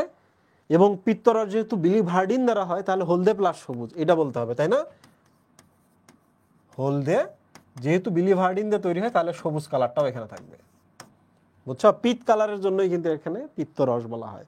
তাহলে বলবা পিত্ত কি? পিত্ত হচ্ছে এক ধরনের তরল, যেটি যকৃৎ থেকে খরিত হয়, যার বর্ণ হচ্ছে হলদে এবং সবুজ, যেটি এনজাইম ধারণ করে না কিন্তু লবণ ধারণ করে, যার মাধ্যমে সে লিপিড পরিপাকে সাহায্য করে। মহিব কিছু বুঝলা? পিত্ত হচ্ছে এক ধরনের তরল যেটি যকৃৎ থেকে ক্ষরিত হয়, পিত্তথলিতে সঞ্চিত থাকে, যার বর্ণ হলদে সবুজ, তার মধ্যে এনজাইম থাকে না কিন্তু লবণ ধারণ করে, যার মাধ্যমে সে লিপিড পরিপাকে হেল্প করে। তোমার মন যতটুকু চায় ততটুকু বলবা। আচ্ছা, ক্ষারীয় তরল, এই কথাটা লিখতে হবে না, উপরে তো বলছে ক্ষারীয় তরল। আচ্ছা, পেরিস্টালসিস বলতে কি বোঝায়? অনেকেই জানে না হোয়াট ইজ পেরিস্টালসিস। এই যে দেখো, এটা একটা পরিপাক নালী, হ্যাঁ? এই জায়গাটার নাম হচ্ছে এ পজিশন, এই জায়গার নাম হচ্ছে বি পজিশন, এই জায়গাটার নাম হচ্ছে সি পজিশন। ওকে, আমি আরেকবার দিচ্ছি। Okay, this is A position, this is B position and this is C position. আমি আরেকবার দিচ্ছি, A position, B position and this is C position. আমি আরেকবার দিচ্ছি, this is A position, B and that is C. এই বলো, খাদ্যটা তোমার এখন এই জায়গায় আছে, এই পজিশনের একটু সামনে আছে, তাহলে এখন কি ঘটনা ঘটবে এই পজিশনে? এখানকার পরিপাক নালীটা এরকম একটু সংকুচিত হবে না ভেতরের দিকে মুহিব? সংকুচিত হলে এই খাদ্যটা কি একটু আগায় যাবে না? তাহলে পরের চিত্রে খাদ্যটা তখন কোথায় থাকবে বলো তো? বি পজিশনে চলে আসবে, আসবে কি না? বি পজিশনে যখন চলে আসছে তখন আবার তার পেছনে পরিপাক নালীটা কি করলো? আবার একটু সংকুচিত হলো, খাদ্যটাকে ঠেলে দিল। তাহলে খাদ্য এখন কোথায় আসবে? খাদ্য এখন আসবে সি পজিশনে। সি পজিশনে আসার সাথে সাথে এর পেছনের অংশটুকু আবার সংকুচিত হবে, হয়ে খাদ্যটাকে আরেকটু ঠেলে দিবে কি না? খাদ্য এখন কোথায়? সি পজিশনের ওই দিকে। আবার এ বলে কেন ঘুরাই? তুই খাওয়ার পর মুখ দিয়ে আবার খাদ্য বজ্র ত্যাগ করো, হ্যাঁ? তাহলে এখন বলো, সংকোচন, একটু পরে আরেকটু সংকোচন, একটু আগে আরেকটু সংকোচন, আরেকটু আগে আরেকটু সংকোচন, দিস ইজ কল ক্রম সংকোচন। ক্রমে ক্রমে যে ঘটতেছে, ক্রম সংকোচন। তাহলে what is peristalsis? What is peristalsis? দেহের ভেতরের যে কোনো পেশিযুক্ত নালী, বুঝতে পারছো? শুধু যেখানে পেরিস্টালসিস হয় তা না, কিন্তু ডিম্ব নালীতে পেরিস্টালসিস হয়, এবং আমাদের শুক্রাণু আসে যে নালীপথগুলোতে, ওখানে পেরিস্টালসিস হয়, আরও অনেক জায়গায় পেরিস্টালসিস হয়। তাহলে তোমরা বরং এইভাবে লিখতে পারো যে পরিপাক নালীতে ক্রমে ক্রমে সংকুচিত হয়ে খাদ্যকে প্রবাহিত করার প্রক্রিয়া হচ্ছে। ওকে, খাদ্যকে এগিয়ে নিয়ে যাওয়ার প্রক্রিয়া।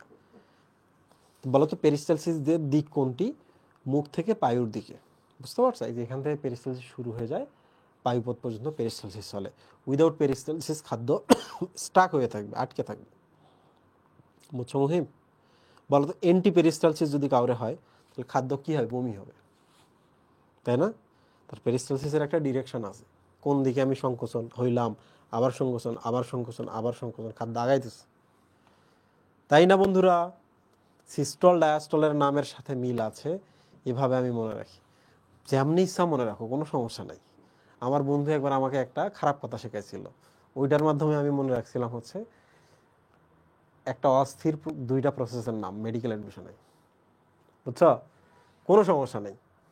আচ্ছা, তাহলে পেরিস্টালসিস শেষ। এবার চলে আসি আমরা উদ্দীপকে উল্লেখিত গ্রন্থিটির গঠন ব্যাখ্যা করো।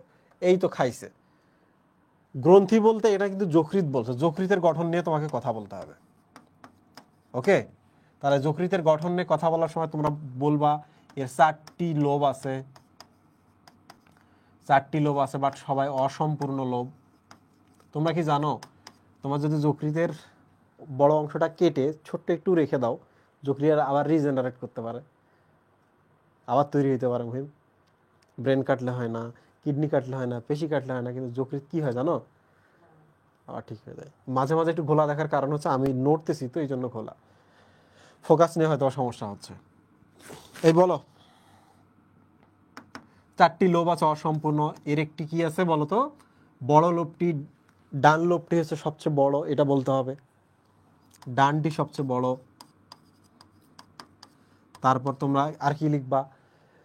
এর উপর একটা আবরণ রয়েছে, ক্যাপসুল নামক একটা আবরণ রয়েছে, গ্লিসন্স ক্যাপসুল, এই আবরণের কথা বলবা। যকৃতের বড় গ্রন্থিটির নিচের দিকে কি আছে? পিত্তথলি আছে। এগুলো কিন্তু প্রধান গঠন না, গঠন কিন্তু আরও আছে, এগুলো কিন্তু বাহ্যিক গঠন, বুঝছো? এগুলো বাহ্যিক গঠন বা ম্যাক্রোস্কোপিক গঠন। মাইক্রোস্কোপিক গঠন বলে একটা গঠন আছে, সেটা হলো যকৃৎটা অসংখ্য কিসের সমন্বয়ে তৈরি? লোবিউলের সমন্বয়ে তৈরি। লোবিউল থাকে অনেকগুলো যকৃতে, এবং লোবিউলগুলোর মধ্যে আবার হেপাটোসাইটগুলো থাকে। লোবিউলের মাঝখানে আবার একটা কেন্দ্রীয় শিরা নামক একটা গহ্বর থাকে। লোবিউলের কিনারের মধ্যে রক্তনালী এবং হচ্ছে লসিকা নালী ইত্যাদি এবং হচ্ছে পিত্তনালী থাকে। পারবা কি না? ওই যে ওই ছবিটা, যকৃতের একটা ছবি আছে না, ওইটা হলো যকৃতের গঠন। তবুও আমি তোমাদের একবার দেখাই।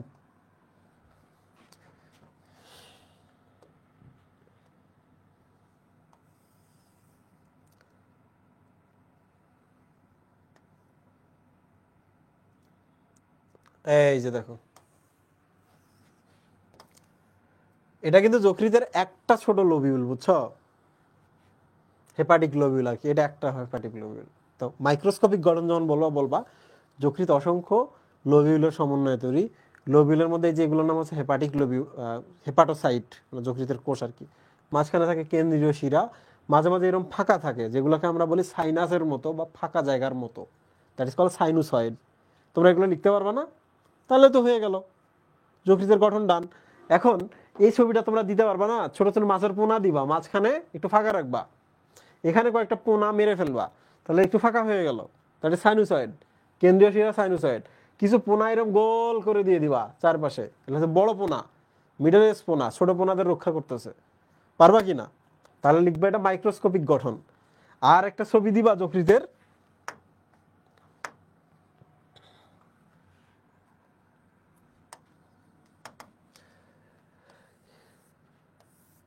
এইরকম একটা ছবি দিবা, ঠিক আছে? বড় খণ্ড, ছোট খণ্ড, আরো দুইটা খণ্ড আছে যেগুলা নিচের দিকে থাকে, এখানে দেখা যাচ্ছে না। এরপর হচ্ছে মাইক্রোস্কোপিক গঠনটা দেবা, এরকম ছোট ছোট পোনা দিবা, ঠিক আছে? আগে মাঝখানটা অঙ্কন করবা, তারপর এগুলাতে আরো পোনার ছবি অ্যাড করো। দেখছো, এগুলো হুইলের মতো, কিন্তু চাকার মতো। কিছু পোনা আছে এইরকম, হ্যাঁ, চারপাশে ঘিরে থাকে।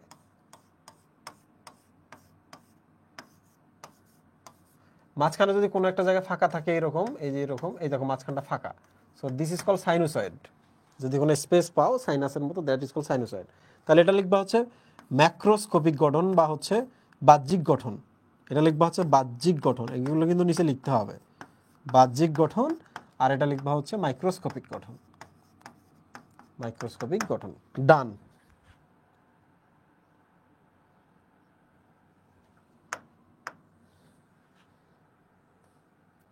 মোহেব, দেহের শারীরবৃত্তীয় কাজে উদ্দীপক নির্দেশিত গ্রন্থিটির ভূমিকা। দেখো আবার যকৃতের কাজ চলে আসছে, দেখছো? যকৃত আমরা সিকিউতে ফার্স্ট প্রায়োরিটি হিসাবে রেখে দিছি। ওকে মুহিম, তাহলে আবার যকৃতের কাজ চলে আসছে, তাহলে যকৃতের কাজটা তোমরা আবার পড়ে ফেলবা। আমরা একবার পড়ছি, বারবার হচ্ছে। শিক্ষক ক্লাসে, আর কয়টা আছে দেখি, ওরে মারছে, আর দুইটা আছে। শিক্ষক ক্লাসে ত্রিকোণাকার একটি অঙ্গ দেখিয়ে বলে এটি মানবদেহের সবচেয়ে বড় গ্রন্থি। ত্রিকোণাকার কই পাইছে এটা? মানবদেহের সবচেয়ে বড় গ্রন্থি। দেখো প্রত্যেক বছর যকৃত থেকে প্রশ্ন আসতেছে। সেই সাথে অর্ধবৃত্তাকার কুণ্ডলীর মাঝে পাতার ন্যায় একটি অঙ্গ দেখিয়ে বললেন। অর্ধবৃত্তাকার কুণ্ডলী বলতে ডিওডেনামের কথা বলছে, এটা ইউ আকৃতির, এই যে দেখো পাতার মতো, এইটা, দ্যাট ইজ কল্ড অগ্নাশয়। তাহলে এইটা হচ্ছে যকৃত, পাতার ন্যায়, সো দিস ইজ, এই যে এটার কথা বলছে। এর মধ্যে বহুভুজাকার কোষের কিছু যুক্ত গ্রন্থি রয়েছে, কিছু গ্রন্থি রয়েছে, তার মানে এই যে এখানে এগুলো আইলেটস অফ ল্যাঙ্গারহ্যান্সের কথা বলছে, আইলেটস অফ, দেখি আগে, পরে পোর্শন দেখে আমরা এটা ঠিক করতে পারবো। হ্যাঁ, ল্যাঙ্গারহ্যান্স। স্থূলতা কি বলো তো? হোয়াট ইজ স্থূলতা? দেহের স্বাভাবিক ওজনের যদি 20% বা এর বেশি হয়, দ্যাট ইজ কল স্থূলতা, তাই না মুহিম? ওকে। মেরুদণ্ডী এবং অমেরুদণ্ডী, মারছে, এইটা তো অন্য চ্যাপ্টারে। উদ্দীপকের বহুভুজাকার কোষের কাজ ব্যাখ্যা করো। কোথায় গেল? বহুভুজাকার কোষের যুক্ত গ্রন্থি রয়েছে। আচ্ছা, আমরা একটু কনফার্ম হই, হ্যাঁ, বহুভুজাকার কোষ বলতে কোন অংশটাকে বোঝানো হয়েছে। চিত্র তো এখানেই আছে, 1 সেকেন্ডের মধ্যে আমরা পেয়ে ফেলবো। এই যে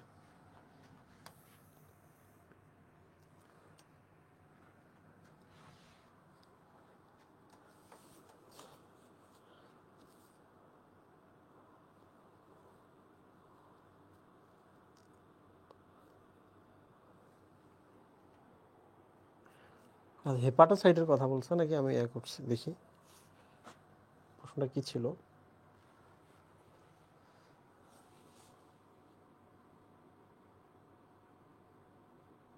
এই না, সবচেয়ে বড় গ্রন্থি ওইটা হলো যকৃৎ। সেই সাথে অর্ধবৃত্তাকার কুণ্ডলীর মাঝে একটি অঙ্গ দেখিয়ে বললেন, অর্ধবৃত্তাকার কুণ্ডলী মানে হলো ডিওরেনাম। পাতার নেই যদি বলছে তাহলে দ্যাট ইজ অগ্নাশয়। দেখিয়ে বললেন এর মধ্যে বহুভুজাকার কোষের কিছু যুক্ত গ্রন্থি রয়েছে। ওকে, গ্রন্থি দেখো একটা জিনিস বলো, নিচে একটা প্রশ্ন করছে কিন্তু উদ্দীপকের গ্রন্থিদ্বয়ের গুরুত্ব আলোচনা করো। তার মানে যকৃতের গ্রন্থির কথা তো অলরেডি বলছে ওখানে, নিচে যে গ্রন্থি বলছে এটা অগ্নাশয়ের গ্রন্থির কথা বলছে। ঠিক আছে, তাহলে অগ্নাশয় গ্রন্থির বহুভুজাকার কোষের কাজ ব্যাখ্যা করো। এইটাই শুধু সমস্যা হইল যে এটা অ্যাকচুয়ালি এসিনাসের কোষগুলোকে বলছে নাকি হচ্ছে এসিনাসের কোষগুলোকে বলছে নাকি হচ্ছে এই যে ভেতরের এই কোষগুলোকে বলছে। এটা একটু আমরা জাস্ট একটু দেখি, আমরা একটু ওয়েট করি, আমরা পাওয়া যাব। এগুলো তো বহুভুজাকার, এটা তো ঠিক আছে, মানে লোবিউলটা এটা মনে হচ্ছে যে বহুভুজাকার। লোবিউলের ফাঁকে ফাঁকে আইলেটস অফ ল্যাঙ্গারহ্যান্স নামক বিক্ষিপ্ত কোষপুঞ্জ থাকে। তবুও আমরা একটু দেখি, হ্যাঁ, অন্য কোনো বইতে দেওয়া আছে কিনা।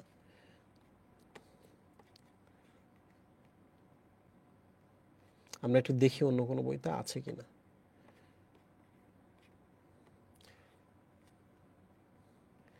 কিসে যাইতে পারে মহিম?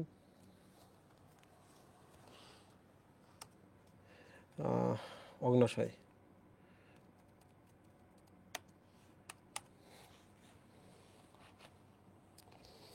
অগ্নাশয়, এই যে দাঁড়াও, এই ছবিটা থেকে আমাদের এখানেই যদি পাই দেখি উত্তর। হ্যাঁ,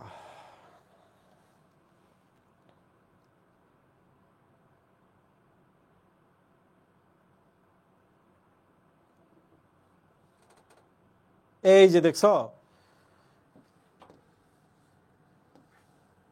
দেখছো এখানে কি বলছে যে অগ্নাশয়ের পাতার মতো তো বলছে, তারপর বলছে এখানে বহুভুজাকার কিছু কোষের গ্রন্থি রয়েছে। এই যে দেখো এখানে বলা আছে অন্তঃক্ষরা অংশে আইলেটস অফ ল্যাঙ্গারহ্যান্সে দেখো বহুভুজাকার কোষ গুচ্ছ রয়েছে, এই যে এগুলা বুঝছো, this is call islets of Langerhans. তাহলে তোমাকে আলফা বিটা ডেল্টা এবং পিপির কথা বলতে হবে। আমি এখন লিখতেছি। বহুভুজাকার কোষ বলতে এরা অ্যাকচুয়ালি আলফা বিটা ডেল্টা এবং পিপি এর কথা বলেছে, যেটার নাম হলো আইলেটস অফ ল্যাঙ্গারহ্যান্স। ওকে, কাজ ব্যাখ্যা করো। কাজ খুবই সহজ, তোমরা সবাই জানো ডেল্টা এবং পিপি থাকে। আমি সবসময় বিটাটা আগে লিখি, তাহলে আমার আর ভুল হয় না। এখান থেকে ইনসুলিন তৈরি হয়, ক্ষরণ হয়। আলফা থেকে তাহলে কি ক্ষরণ হবে মুহিব? গ্লুকাগন। ডেল্টা থেকে তৈরি হবে সোমাটোস্ট্যাটিন, সোমাটোস্ট্যাটিন। আর প্যানক্রিয়েটিক পলিপেপটাইড এখান থেকে ক্ষরণ হবে। ঠিক আছে, pancreatic polypeptide, that is called PP. তোমাদের আমি প্রথম দুইটার আগে কাজ পড়া, ইনসুলিন। ইনসুলিন কিন্তু কোষের ভেতরে গ্লুকোজ নিয়ে যায়, তাহলে রক্তে কমায়, তাই না? রক্তে গ্লুকোজ কমায়। এর কাজ আবার উল্টা, কোষের ভেতর থেকে বাইর করে নিয়ে আসে, তাহলে রক্তে গ্লুকোজ বাড়ায়। মনে থাকবে? এখন এই দুইটা কাজ শুধু বাকি রয়েছে, আমি তোমাদের বলতেছি এই দুইটা কাজ কিভাবে করে। দেখো, ডেল্টা কোষ হচ্ছে বড় ভাই। সে কি করে? আলফা এবং বিটাকে বলে তুই রক্ত কমাইতেছস, তুই রক্ত বাড়াইতেছস, আমি তোদেরকে এই কাজ করতে দিব না, আই থাম। ব্যালেন্স যেন থাকে। কি থাকে মুহিব? ব্যালেন্স রাখে। তাহলে বলো তো, ডেল্টা কোষ থেকে যে সোমাটোস্ট্যাটিন ক্ষরণ হয় তার কাজ কি? তার কাজ হচ্ছে উপরে ছোট দুই ভাইকে নিয়ন্ত্রণ করা। আবার দেখো, পিপির কাজ হচ্ছে প্যানক্রিয়েটিক পলিপেপটাইড ক্ষরণ করা। প্যানক্রিয়েটিক পলিপেপটাইডের কাজ তোমাদের বইয়ের মতো দেওয়া আছে, তোমরা একটু দেখে নিও। সেটা হলো যে পরিপাকে জড়িত হরমোনের নাম, ওখানে দেখবা সিক্রেটিন, ডিওক্রাইনিন, ভিলিকাইনিন, ওই জায়গায় কিন্তু প্যানক্রিয়েটিক পলিপেপটাইডের কথা রয়েছে। তোমরা বলেছো এটা লিভার হেপাটোসাইট না, না, বহুভুজাকার মানে হলো এই যকৃতের কোষগুলোর কথা বলেছে। ঠিক আছে বন্ধুরা?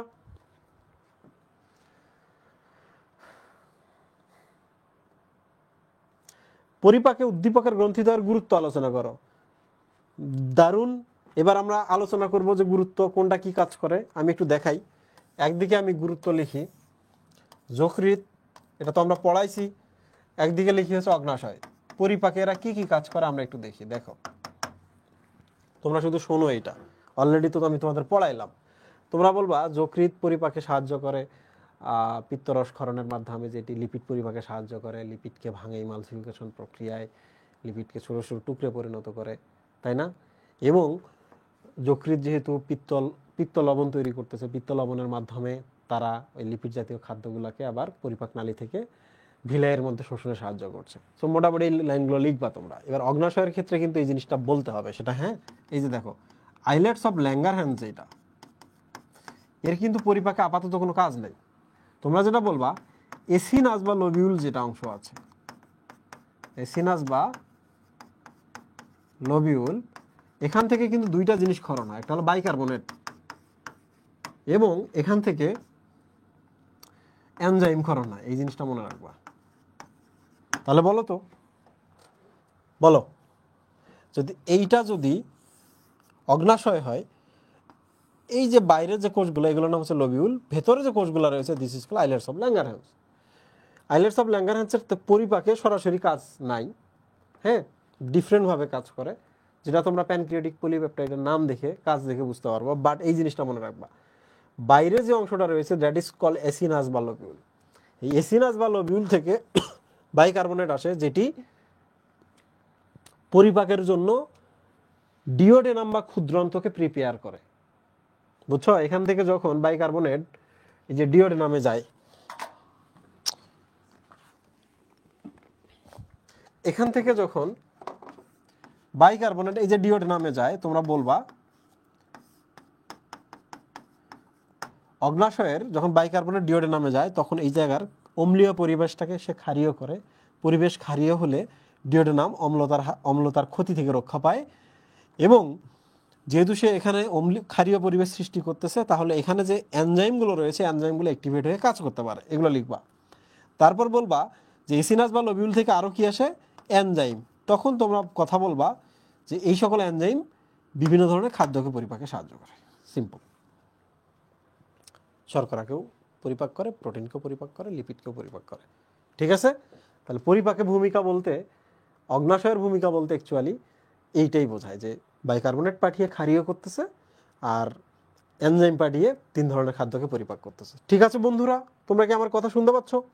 পড়া শেষ। এইটা 7, এটা 7 আর 8, তাহলেই শেষ। 7-এ চলে আসি। ইমালসিফিকেশন কি? ইমালসিফিকেশন হচ্ছে, এই জিনিসটা মনে রাখবা, অদ্রবণীয় লিপিডকে ভেঙে দ্রবণীয় করা।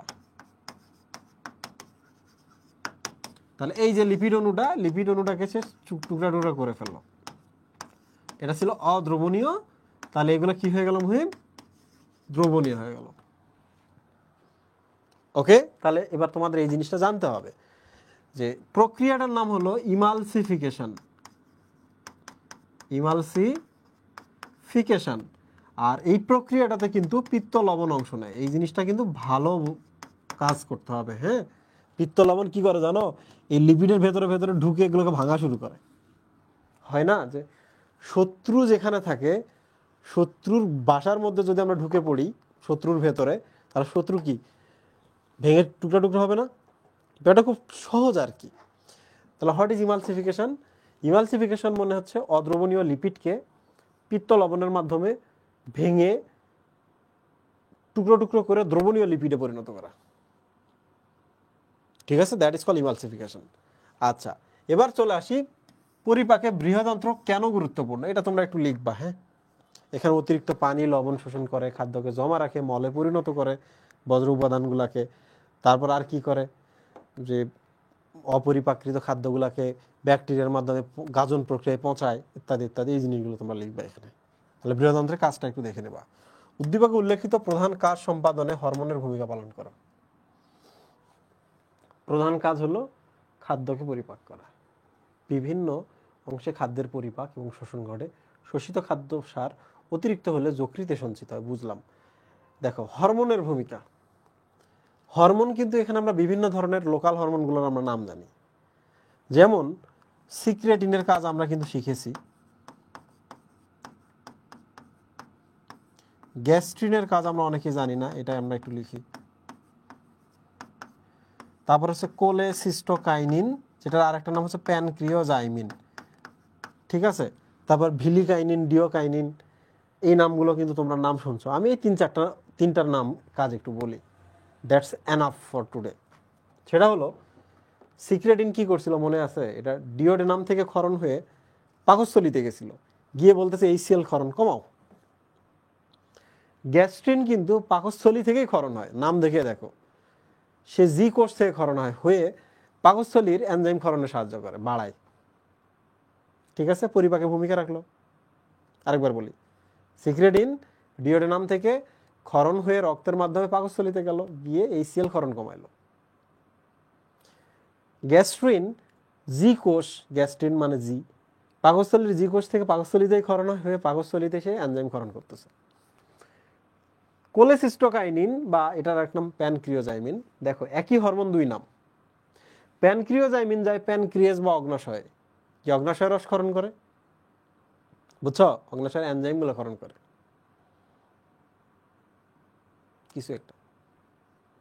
তাহলে তোমরা লিখবা প্যানক্রিওজাইমিন ক্ষুদ্রান্তে ক্ষরণ হয়, হয়ে অগ্নাশয়ে গিয়ে অগ্নাশয় রসক্ষরণ করে পরিপাকের জন্য। সেম হরমোনটার আরেক নাম কিন্তু কোলেসিস্টোকাইনিন, নাম দেখো, কোলেসিস্টো মানে হচ্ছে পিত্তথলি। তাহলে বলো তো এটা কোথায় যায়? সেম হরমোনটা পিত্তথলিতেও যায়, পিত্তথলিতে গিয়ে বলে তুমি একটু পিত্তরস ক্ষরণ করো, গিয়ে চাপ দেয় এরকম করে, পিত্তথলি তখন পিত্তরস ক্ষরণ করে পরিপাকের জন্য পাঠিয়ে দেয়, যে কারণে আমরা লিপিডকে ইমালসিফিকেশন প্রক্রিয়ায় ভাঙতে পারি, তাই না মুহিম? তো এই 3-4টা আমি তো বললামই, বাকিগুলো তোমরা একটু পড়ে নিও, ইনশাল্লাহ সমস্যা হবে না, ফুল মার্কস পেয়ে যাবো। আচ্ছা, উদ্দীপকের শেষ লাইনটির গুরুত্ব বিশ্লেষণ করো। শেষ লাইনটির গুরুত্ব, শোষিত খাদ্যসার অতিরিক্ত হলে যকৃতে সঞ্চিত হয়। দেখো এটা খুবই ইম্পর্টেন্ট। তো এটা কিন্তু আমি তোমাদের শুরুতে পড়াইছি, শর্করা, তারপর হচ্ছে লিপিড এবং প্রোটিন খাদ্য গ্রহণের পর যাচ্ছে, শর্করা কি করলো, অতিরিক্ত গ্লুকোজগুলোকে সঞ্চিত করে রাখতেছে গ্লাইকোজেনেসিস প্রক্রিয়ায়, পরবর্তীতে যদি দরকার পড়ে গ্লাইকোজেনোলাইসিস প্রক্রিয়ায় ভেঙে গ্লুকোজ বানিয়ে বিভিন্ন জায়গায় পাঠাচ্ছে। লিপিড যখন যায়, লিপিডকে সে প্রয়োজনীয় বিভিন্ন ধরনের উপাদানে পরিণত করে, অতিরিক্ত যদি হয় লিপিডকে সঞ্চয় করে, তাই না? লিপিড ভেঙে সে আরও কি করতে পারে, লিপিডকেও কিন্তু সে শর্করা বানাইতে পারে। এই প্রক্রিয়ার নাম কিন্তু গ্লুকোনিওজেনেসিস। এটা একটু মাথা রাখবা, গ্লুকোনিওজেনেসিস কি। প্রোটিন যখন এখানে চলে যায়, সে প্রোটিনগুলো থেকে যখন অ্যামিনো অ্যাসিডগুলো যকৃতে যায়, যকৃত তখন এই অ্যামিনো অ্যাসিডগুলো থেকে বিভিন্ন ধরনের প্রোটিন তৈরি করে, যেমন প্লাজমা প্রোটিন এবং অন্যান্য প্রোটিন প্রয়োজন যেগুলো। আর অ্যামিনো অ্যাসিডটা যখন প্রয়োজন শেষ, অতিরিক্ত যখন হয়ে গেল, যে আমার যা দরকার আমি বানাই নিলাম, এই অতিরিক্ত অ্যামিনো অ্যাসিডটাকে সে কী করছে মনে আছে?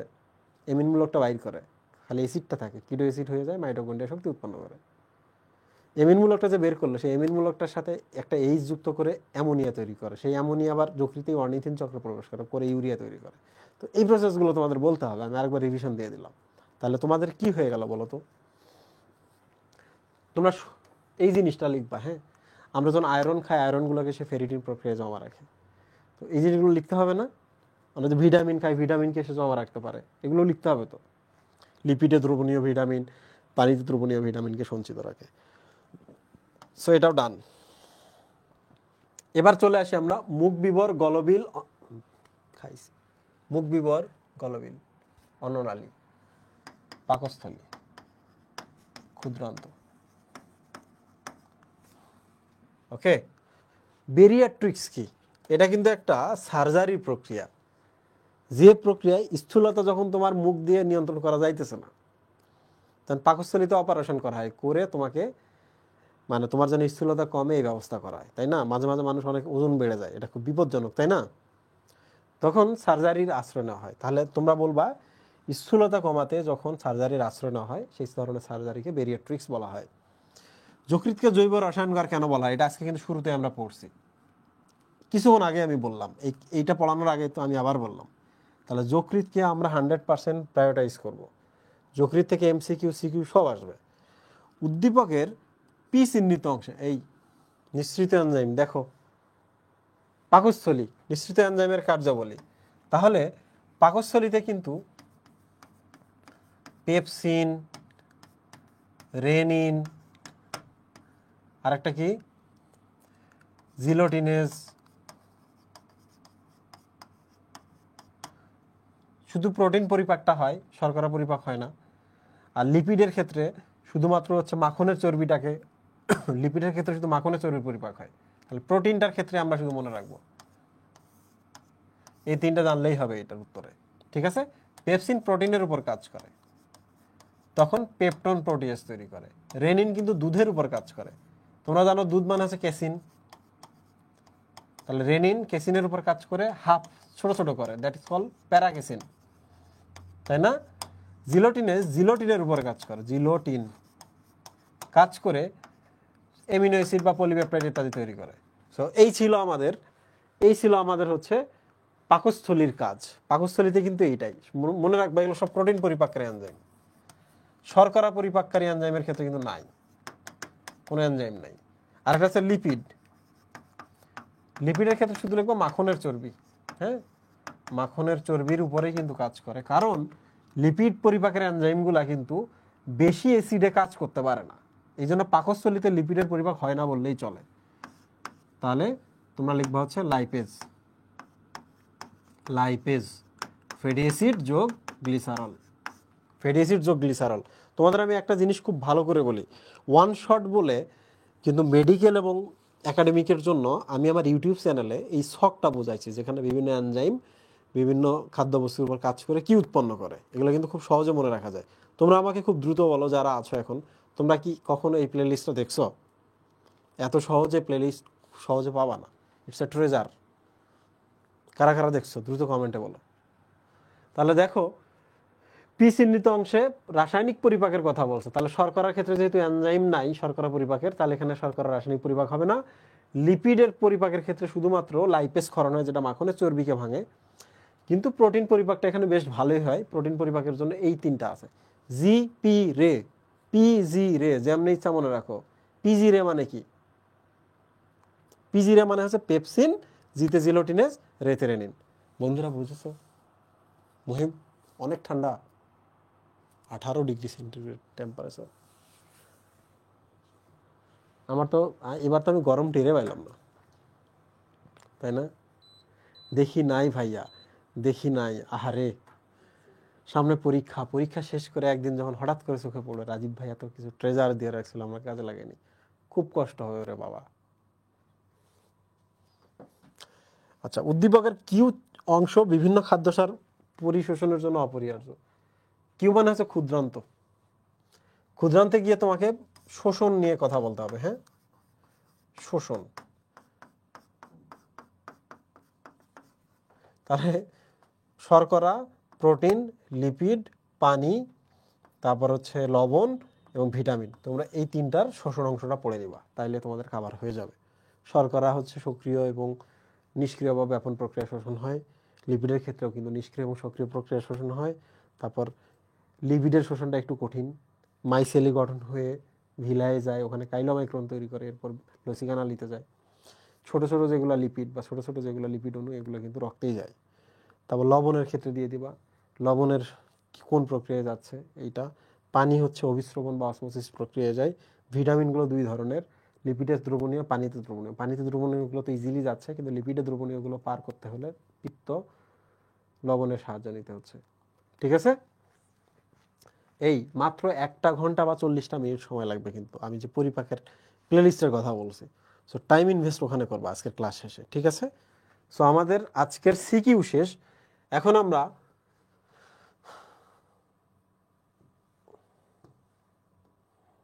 কোন এনজাইম লালা গ্রন্থিতে পাওয়া যায়?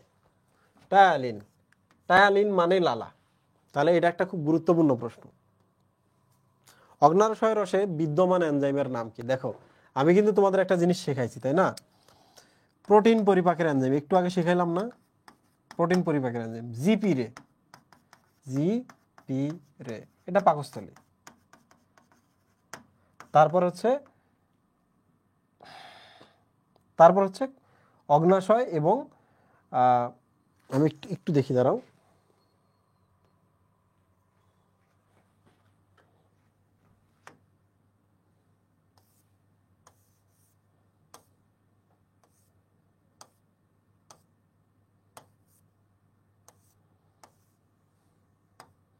তুমি যদি ওই ভিডিও আমার ক্লাসটা করো, আমি এই শখ পুরো শখটাই বুঝাইছি।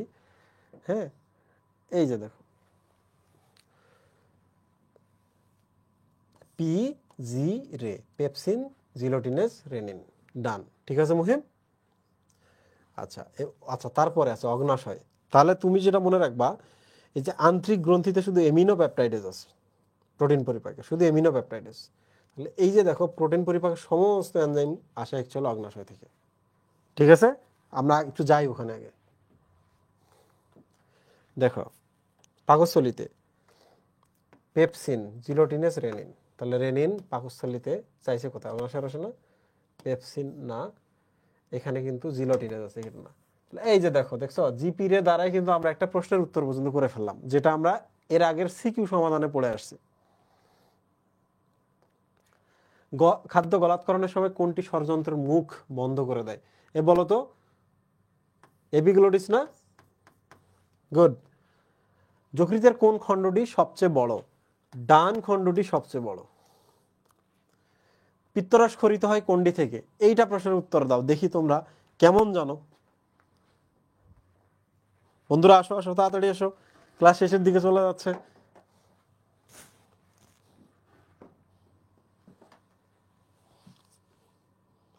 প্রশ্নের উত্তর দেয় না কেন? পিত্তরস ক্ষরণ করে কে? দ্রুত দ্রুত বলো, দ্রুত।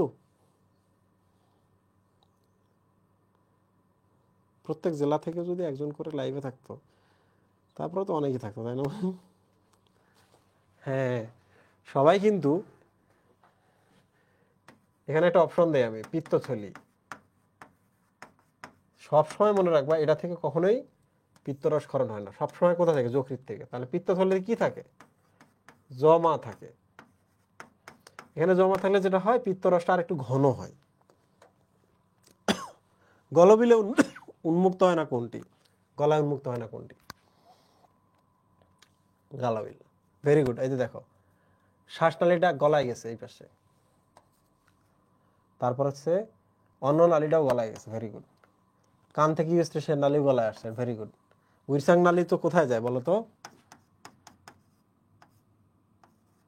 Duodenum, ampulla ভ্যাটারে। এইটা হচ্ছে উত্তর।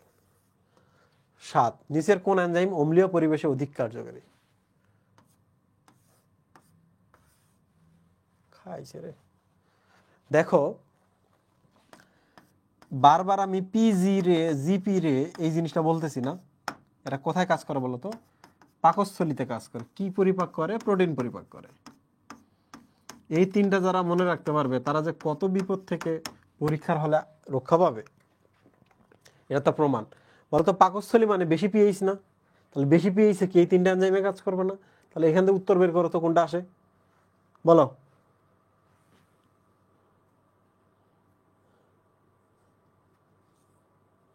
বলো,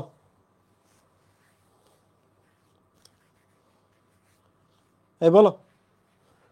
তাহলে এখান থেকে আমরা পাচ্ছি পাকস্থলীতে প্রোটিন পরিপাকে যারা কাজ করে, তারা অ্যাকচুয়ালি অম্লীয় পরিবেশ কাজ করে। So this is pepsin. Let's talk about ptyalin. নিঃসৃত হয় কোনটি থেকে?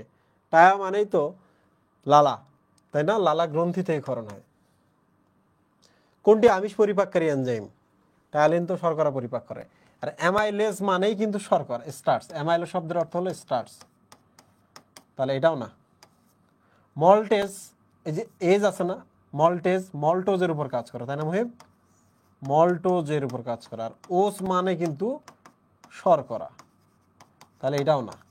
ট্রিপসিন। ক্ষুদ্রান্তের অংশ নয় কোনটি? দেখো, পাকস্থলীর অংশটা একটু দেখি আমরা। পাকস্থলীতে এইটার নাম হলো ফান্ডাস, এই জায়গাটার নাম। এই যে দেখো, ফান্ডাস পাইলাম আমরা এখানে। ঠিক আছে, ক্ষুদ্রান্তের অংশ। দিস ইজ ইউ আকৃতি। যে এখান থেকে শুরু করে এই পর্যন্ত ডিওডেনাম, তারপর হচ্ছে ডিজে ইলিয়াস, জেজুনাম, তারপর হচ্ছে ইলিয়াম, ঠিক আইলিয়াম। ঠিক আছে, সো ডিওডেনাম এখান থেকে এখানে ইউ আকৃতি 25 সেন্টিমিটার, তারপর জেজুনাম, তারপর ileum, DJ ileus, D J ileus. অংশ 9 বলছে, তাহলে উত্তর কিন্তু এটা। অশর্করা থেকে শর্করা সৃষ্টি, এটার কথা কিন্তু আমি তোমাদের বলেছিলাম, সবসময় শর্করা থেকেই শর্করা সৃষ্টি হয়, কিন্তু অশর্করা থেকে যদি শর্করা সৃষ্টি হয় তাহলে আমরা বলবো এটা নতুন সিস্টেম। নতুন মানে কিন্তু নিও, নিও। তাহলে বলো তো নিও কথাটা কোথায় আছে? এই যে দেখো নিও, নতুন উৎস থেকে বা অশর্করা থেকে, গ্লুকো মানে হচ্ছে শর্করা, অশর্করা থেকে বা নতুন উৎস থেকে শর্করা তৈরির প্রক্রিয়াকে বলা হয় গ্লুকোনিওজেনেসিস। গ্লুকোনিওজেনেসিস। তাহলে একটা দেখি আমরা, এইটা দেখি, অশর্করা, গ্লুকোনিওজেনেসিসের মাধ্যমে শর্করা উৎপন্ন হবে, তাই না? গ্লাইকোজেনেসিস মানে কি বলতো? গ্লুকোজ থেকে গ্লাইকোজেনেসিস প্রক্রিয়ায় গ্লাইকোজেন তৈরি হবে, গ্লাইকোজেন তৈরি হবে। গ্লাইকোলাইসিস মানে কি? গ্লাইকোজেন এর ভাঙন। গ্লাইকোলাইসিস যদি আমরা করি তাহলে আমরা কি পাবো? গ্লুকোজ পাবো। গ্লাইকোজেনকে ভাঙলে গ্লুকোজ পাবো। গ্লুকোজেনেসিস, একদম মুশকিল হয়ে গেল। What is glucogenesis? গ্লুকোজ তৈরির প্রক্রিয়া আমি তো কখনো দেখি নাই, মনে করতে পারতেছি না। আমি একটু দেখি গ্লুকোজেনেসিস বলে কিছু আছে কিনা বইতে। বইতে থাকার কথা না।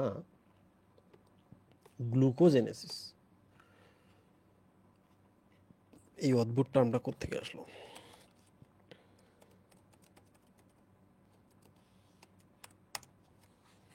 গ্লুকোজেনেসিস থাকার কথা দেখি আছে কোথাও, গ্লুকোজেনেসিস আছে কিনা।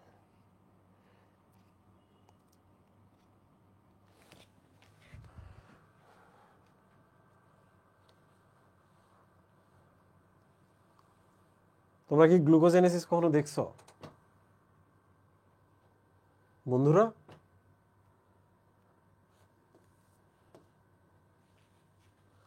গ্লুকোজেনেসিস তো আমি কোথাও দেখতেছি না। গ্লুকোজেনেসিস তো আমি কোথাও দেখতেছি না। আমি একটু গুগলে দেখি।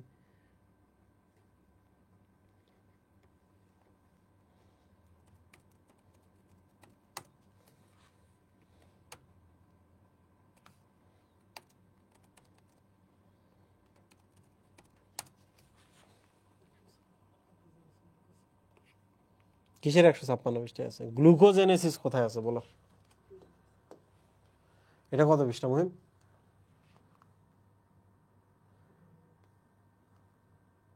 এটা কত পৃষ্ঠা? এটা কত পৃষ্ঠা?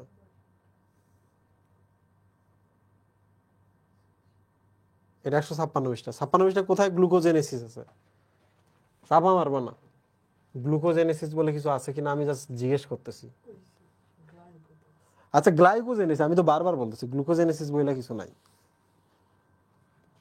ওটা আচ্ছা বানায় দিছে তোমাদের টিচার। হ্যাঁ, গ্লুকোজেনেসিস বলে কিছু নাই। তারপর আমরা কনফার্ম হইলাম। দেখছো, মাঝে মাঝে এইরকম কিছু টার্ম আসবে, তালাশে গিয়ে সার্চ করবা, দেখবা পাচ্ছ না, দ্যাট মিনস এটা নাই, বানায় দিছে। যকৃতে শর্করা জাতীয় খাদ্য কোন রূপে জমা থাকে? তোমরা জানো শর্করা সবসময় গ্লুকোজ যকৃতে আসে গ্লাইকোজেন রূপে জমা রাখে, ঠিক না?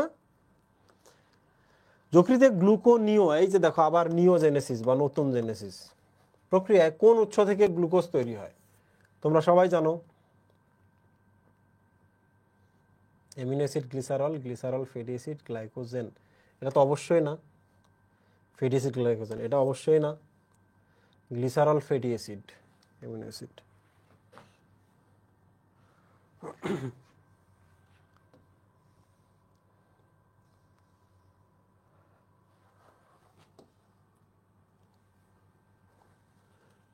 অ্যামিনো অ্যাসিড গ্লিসারল, দেখছো?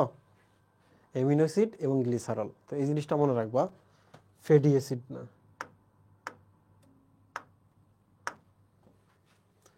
অ্যামিনো অ্যাসিড এএজি, এটা মনে রাখবা, অ্যামিনো অ্যাসিড গ্লিসারল।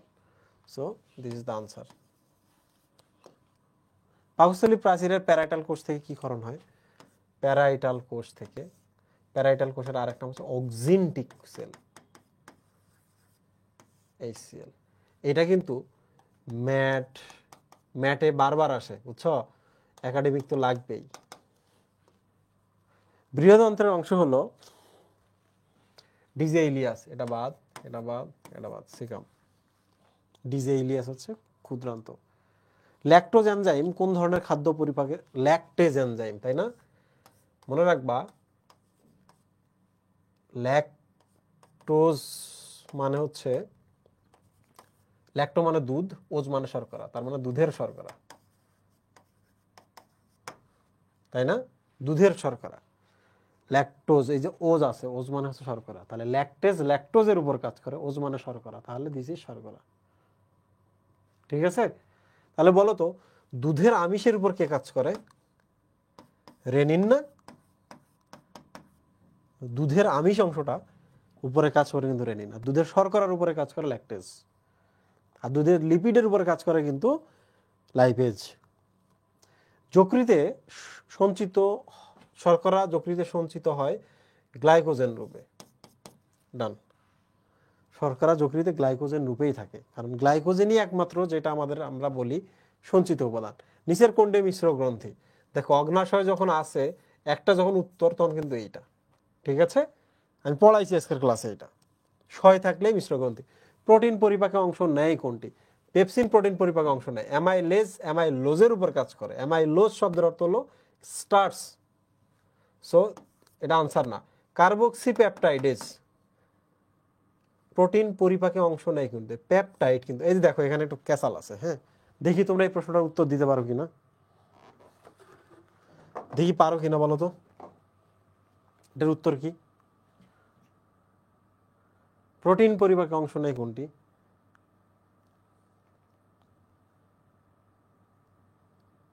চাপাবাজি করবা না, হ্যাঁ, একটু সিরিয়াসলি বলবা প্রোটিন পরিপাকে কি অংশ নেয়। আমি একটু দেখাই, তাইলে তোমরা তোমাদের চোখ খুলবে। পরিপাকে অংশ নেয়, হ্যাঁ, যখন পরিপাকে অংশ নেয় তখন কিন্তু এনজাইমের কথা চলে আসে, হ্যাঁ, প্রোটিন কিন্তু না, এনজাইমের কথা চলে আসে। পেপসিন এটা একটা এনজাইম, একটু খেয়াল করো, দিস এনজাইম। অ্যামাইলেজ কিন্তু শর্করা পরিপাকের এনজাইম, তাহলে এটা বাদ। কার্বক্সি পেপটাইড কিন্তু নিজে প্রোটিনের একটা ভাঙা রূপ, তাহলে এটাও বাদ। তাহলে তোমাদের আনসার কিন্তু একটাই, আনসার কি? একটাই।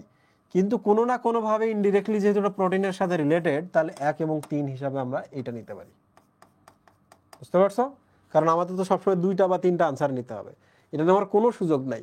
এটা নেওয়াটা ভুল হয়েছে, বাট নেওয়া যেতে পারে, কারণ চাচাতো ভাই সে। বুঝতে পারছো? কারণ সে চাচাতো ভাই। মল জাতীয় পদার্থ জমা থাকে, খাইছে। এই বলো তো এটার উত্তর কি? মল জাতীয় পদার্থ জমা থাকে কোথায় বলো?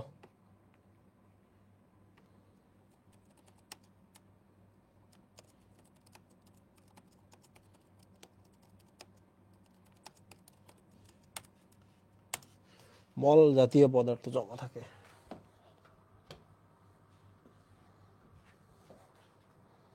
কি আসছে এগুলা? ব্যাকটেরিয়া চলে আসছে, ডিম পাড়া চলে আসছে, ঠিকঠাক আসে না, এখানে প্রশ্নই তো সরাসরি চলে আসছে। বৃহদন্ত্র কই? বৃহদন্ত্র আসলেই তো হইতো। ও, আমরা কিন্তু ফিল্টারের কাজ করছি, ফিল্টারের কাজটা শেষ হয়ে গেলে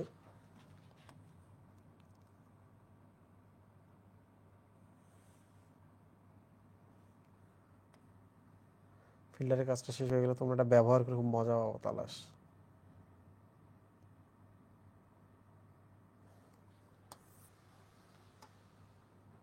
বৃহদন্ত্র কয় পৃষ্ঠায়?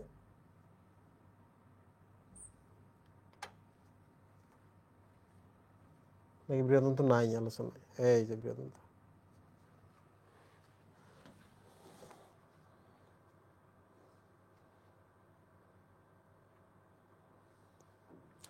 সিকাম,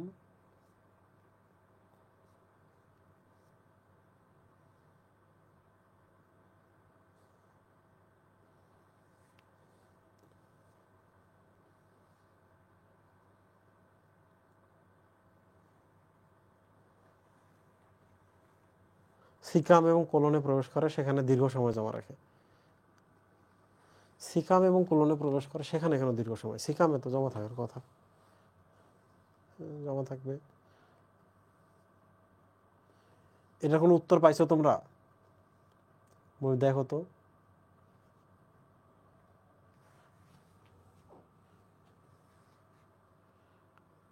ওরা উত্তর কি দিছে মহিম?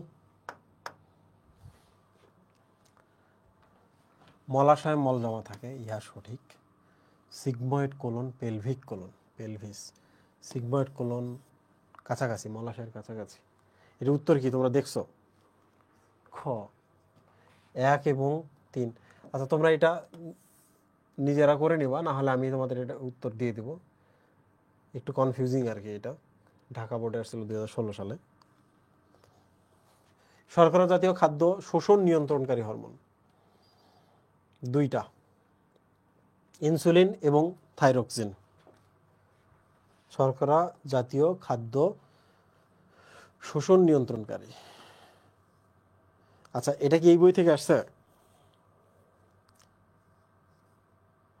এটা কি এই বইয়ে এটা আলোচনায় আছে?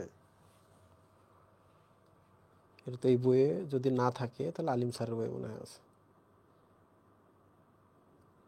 পরিপাকৃত খাদ্যদ্রব্যের শোষণ।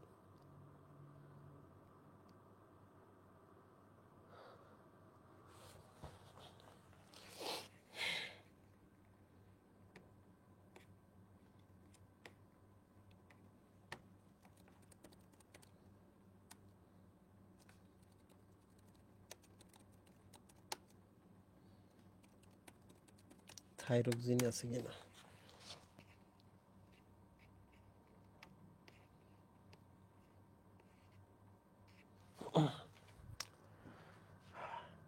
আচ্ছা এই যে এখানে আছে ইনসুলিন এবং গ্লুকোকর্টিকয়েড আর কি।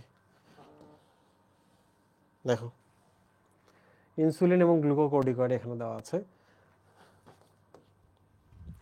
তোমরা যখন হরমোন চ্যাপ্টারটা পড়বা সেখানে লেখা আছে দেখিও, গ্লুকোকর্টিকয়েড এইভাবে লেখা আছে, শর্করার বিপাক নিয়ন্ত্রণ করে।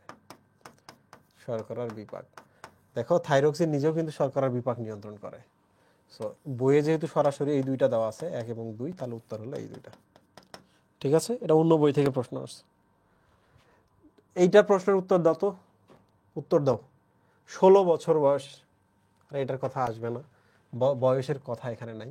দৈহিক ওজন 55 কেজি, উচ্চতা মিটারে দেওয়া আছে, তাহলে 55/1.25 স্কোয়ার, এটা হলো আনসার। হ্যাঁ, এখানে শুধু আনসারটা চাইলেই হচ্ছে, এখানে যেহেতু কমেন্ট করতে বলে নাই তাহলে আনসার চাইলেই হবে, পাইলেই হইল। জিশান সকালের নাস্তায় মাংস দিয়ে রুটি খেয়েছে, উদ্দীপকে উল্লেখিত খাদ্য উপাদান শোষিত হয়। রুটি দিয়ে মাংস খাইছে, তার মানে সে শর্করা খেয়েছে, এবং সে আর কি খেয়েছে? প্রোটিন খেয়েছে, তাই না? প্রোটিন মানে এমিনো অ্যাসিড, আর শর্করা মানে হচ্ছে গ্লুকোজ, অন্য অন্য অন্য অন্য জিনিস। একটু খেয়াল করে দেখো, পাকস্থলিতে শোষণ হয় না, জেজুনামে হয়, ইলিয়ামে হয়। 2 এবং 3 আনসার,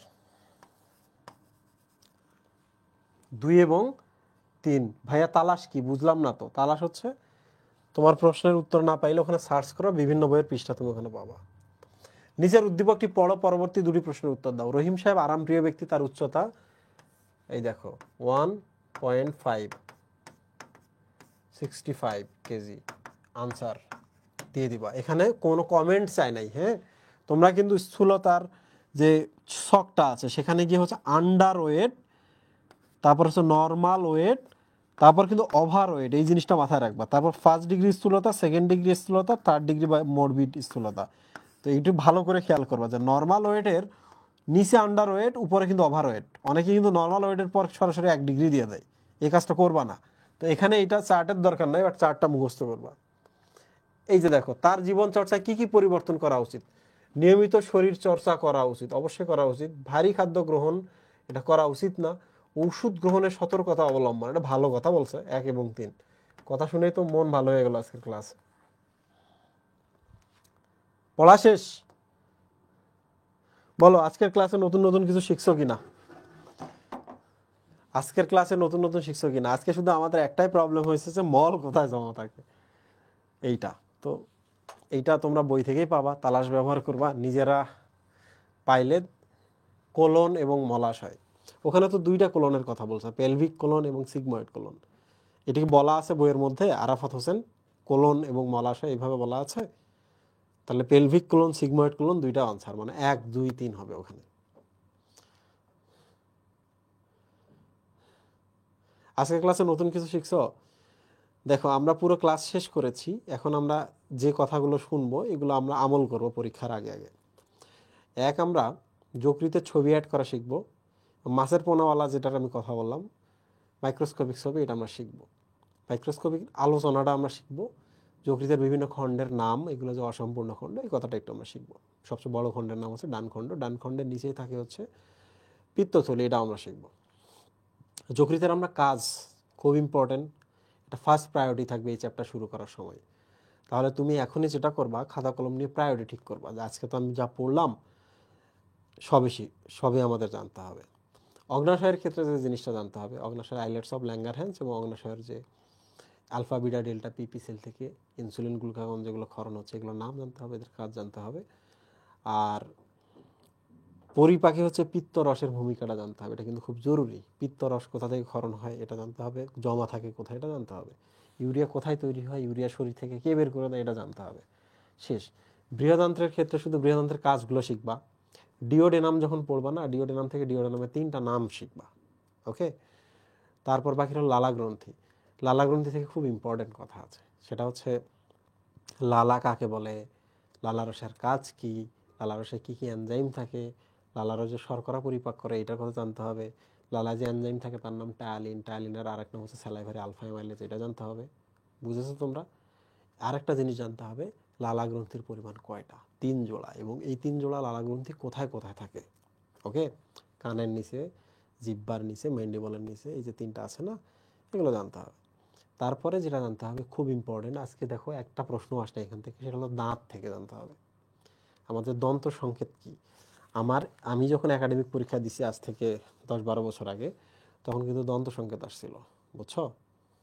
তো দন্ত সংকেত কাকে বলে, পূর্ণবয়স্কদের দন্ত সংকেত, বাচ্চাদের দন্ত সংকেত, কোন দাঁত তাহলে কয়টা করে থাকবে, কত বছর বয়সে দাঁত উঠে দাঁত পড়ে যায়, এগুলো জানতে হবে। হ্যাঁ, দন্ত সংকেত শেষ, লালা শেষ। তারপর হচ্ছে পাকস্থলী, পাকস্থলীর চিত্রটা একটু দেখবা, এর অংশগুলোর নাম জানবা। পাকস্থলীতে যান্ত্রিক পরিপাক, রাসায়নিক পরিপাকটা একটু দেখবা। যান্ত্রিক পরিপাকটা খুব সহজ, খাদ্য গুঁড়া হয়, কিছুক্ষণ জমা রাখে, কতক্ষণ জমা রাখে, এগুলাই।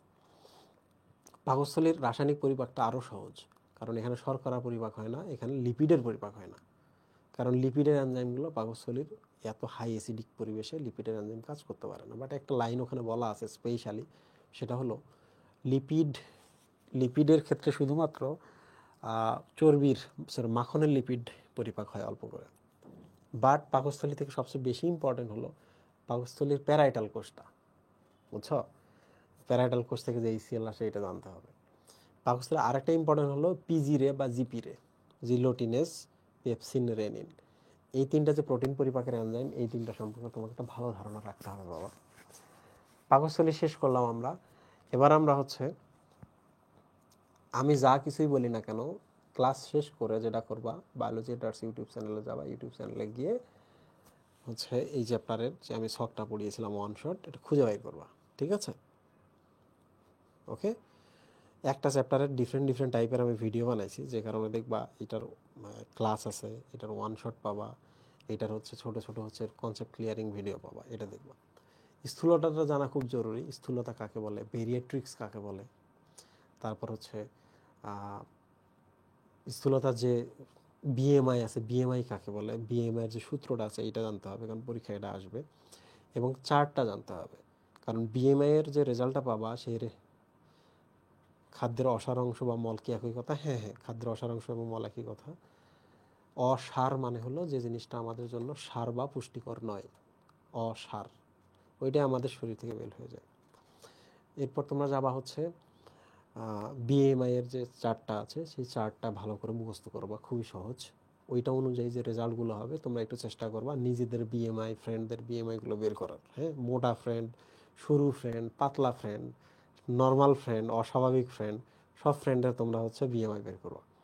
বিএমআই বের করে কমেন্ট করে শিখবা, কারণ পরীক্ষায় কিন্তু 1 মার্ক পাবা এমসিকিউতে, এবং 2-3 মার্ক তোমার থাকবে হচ্ছে কোথায়, সিকিউতে। তাহলে 3-4 মার্ক তুমি পাচ্ছ বিএমআই থেকে, হোয়াই নট পড়বা। যকৃৎ এবং স্থূলতা, এই জায়গায় খুবই ইম্পর্টেন্ট টপিক, মনে রাখবো, যকৃৎ এবং স্থূলতা, বুঝছো? আর লালা গ্রন্থি, লালা রস রিলেটেড এমসিকিউগুলো খুব ইম্পর্টেন্ট, বন্ধুরা ভালো থেকো, সুস্থ থেকো, আবার তোমাদের সাথে দেখা হবে। আমাদের মনে হয় 7টা হইলো, তাই না মুহিম? অর্ধেক কিন্তু আমাদের জার্নি শেষ হয়ে গেছে, আমাদের আর 7টা আছে, 7টাও আমাদের শেষ হয়ে যাবে। যত কষ্টই হোক ক্লাসগুলো করবা, এখানে যাবা বা পাওয়া খুব মুশকিল। 2 বছর ধরে তো পড়াশোনা করছো, কি আর এমন করতে পারছো, তাই না? ভালো করে পড়ো। আল্লাহ হাফিজ।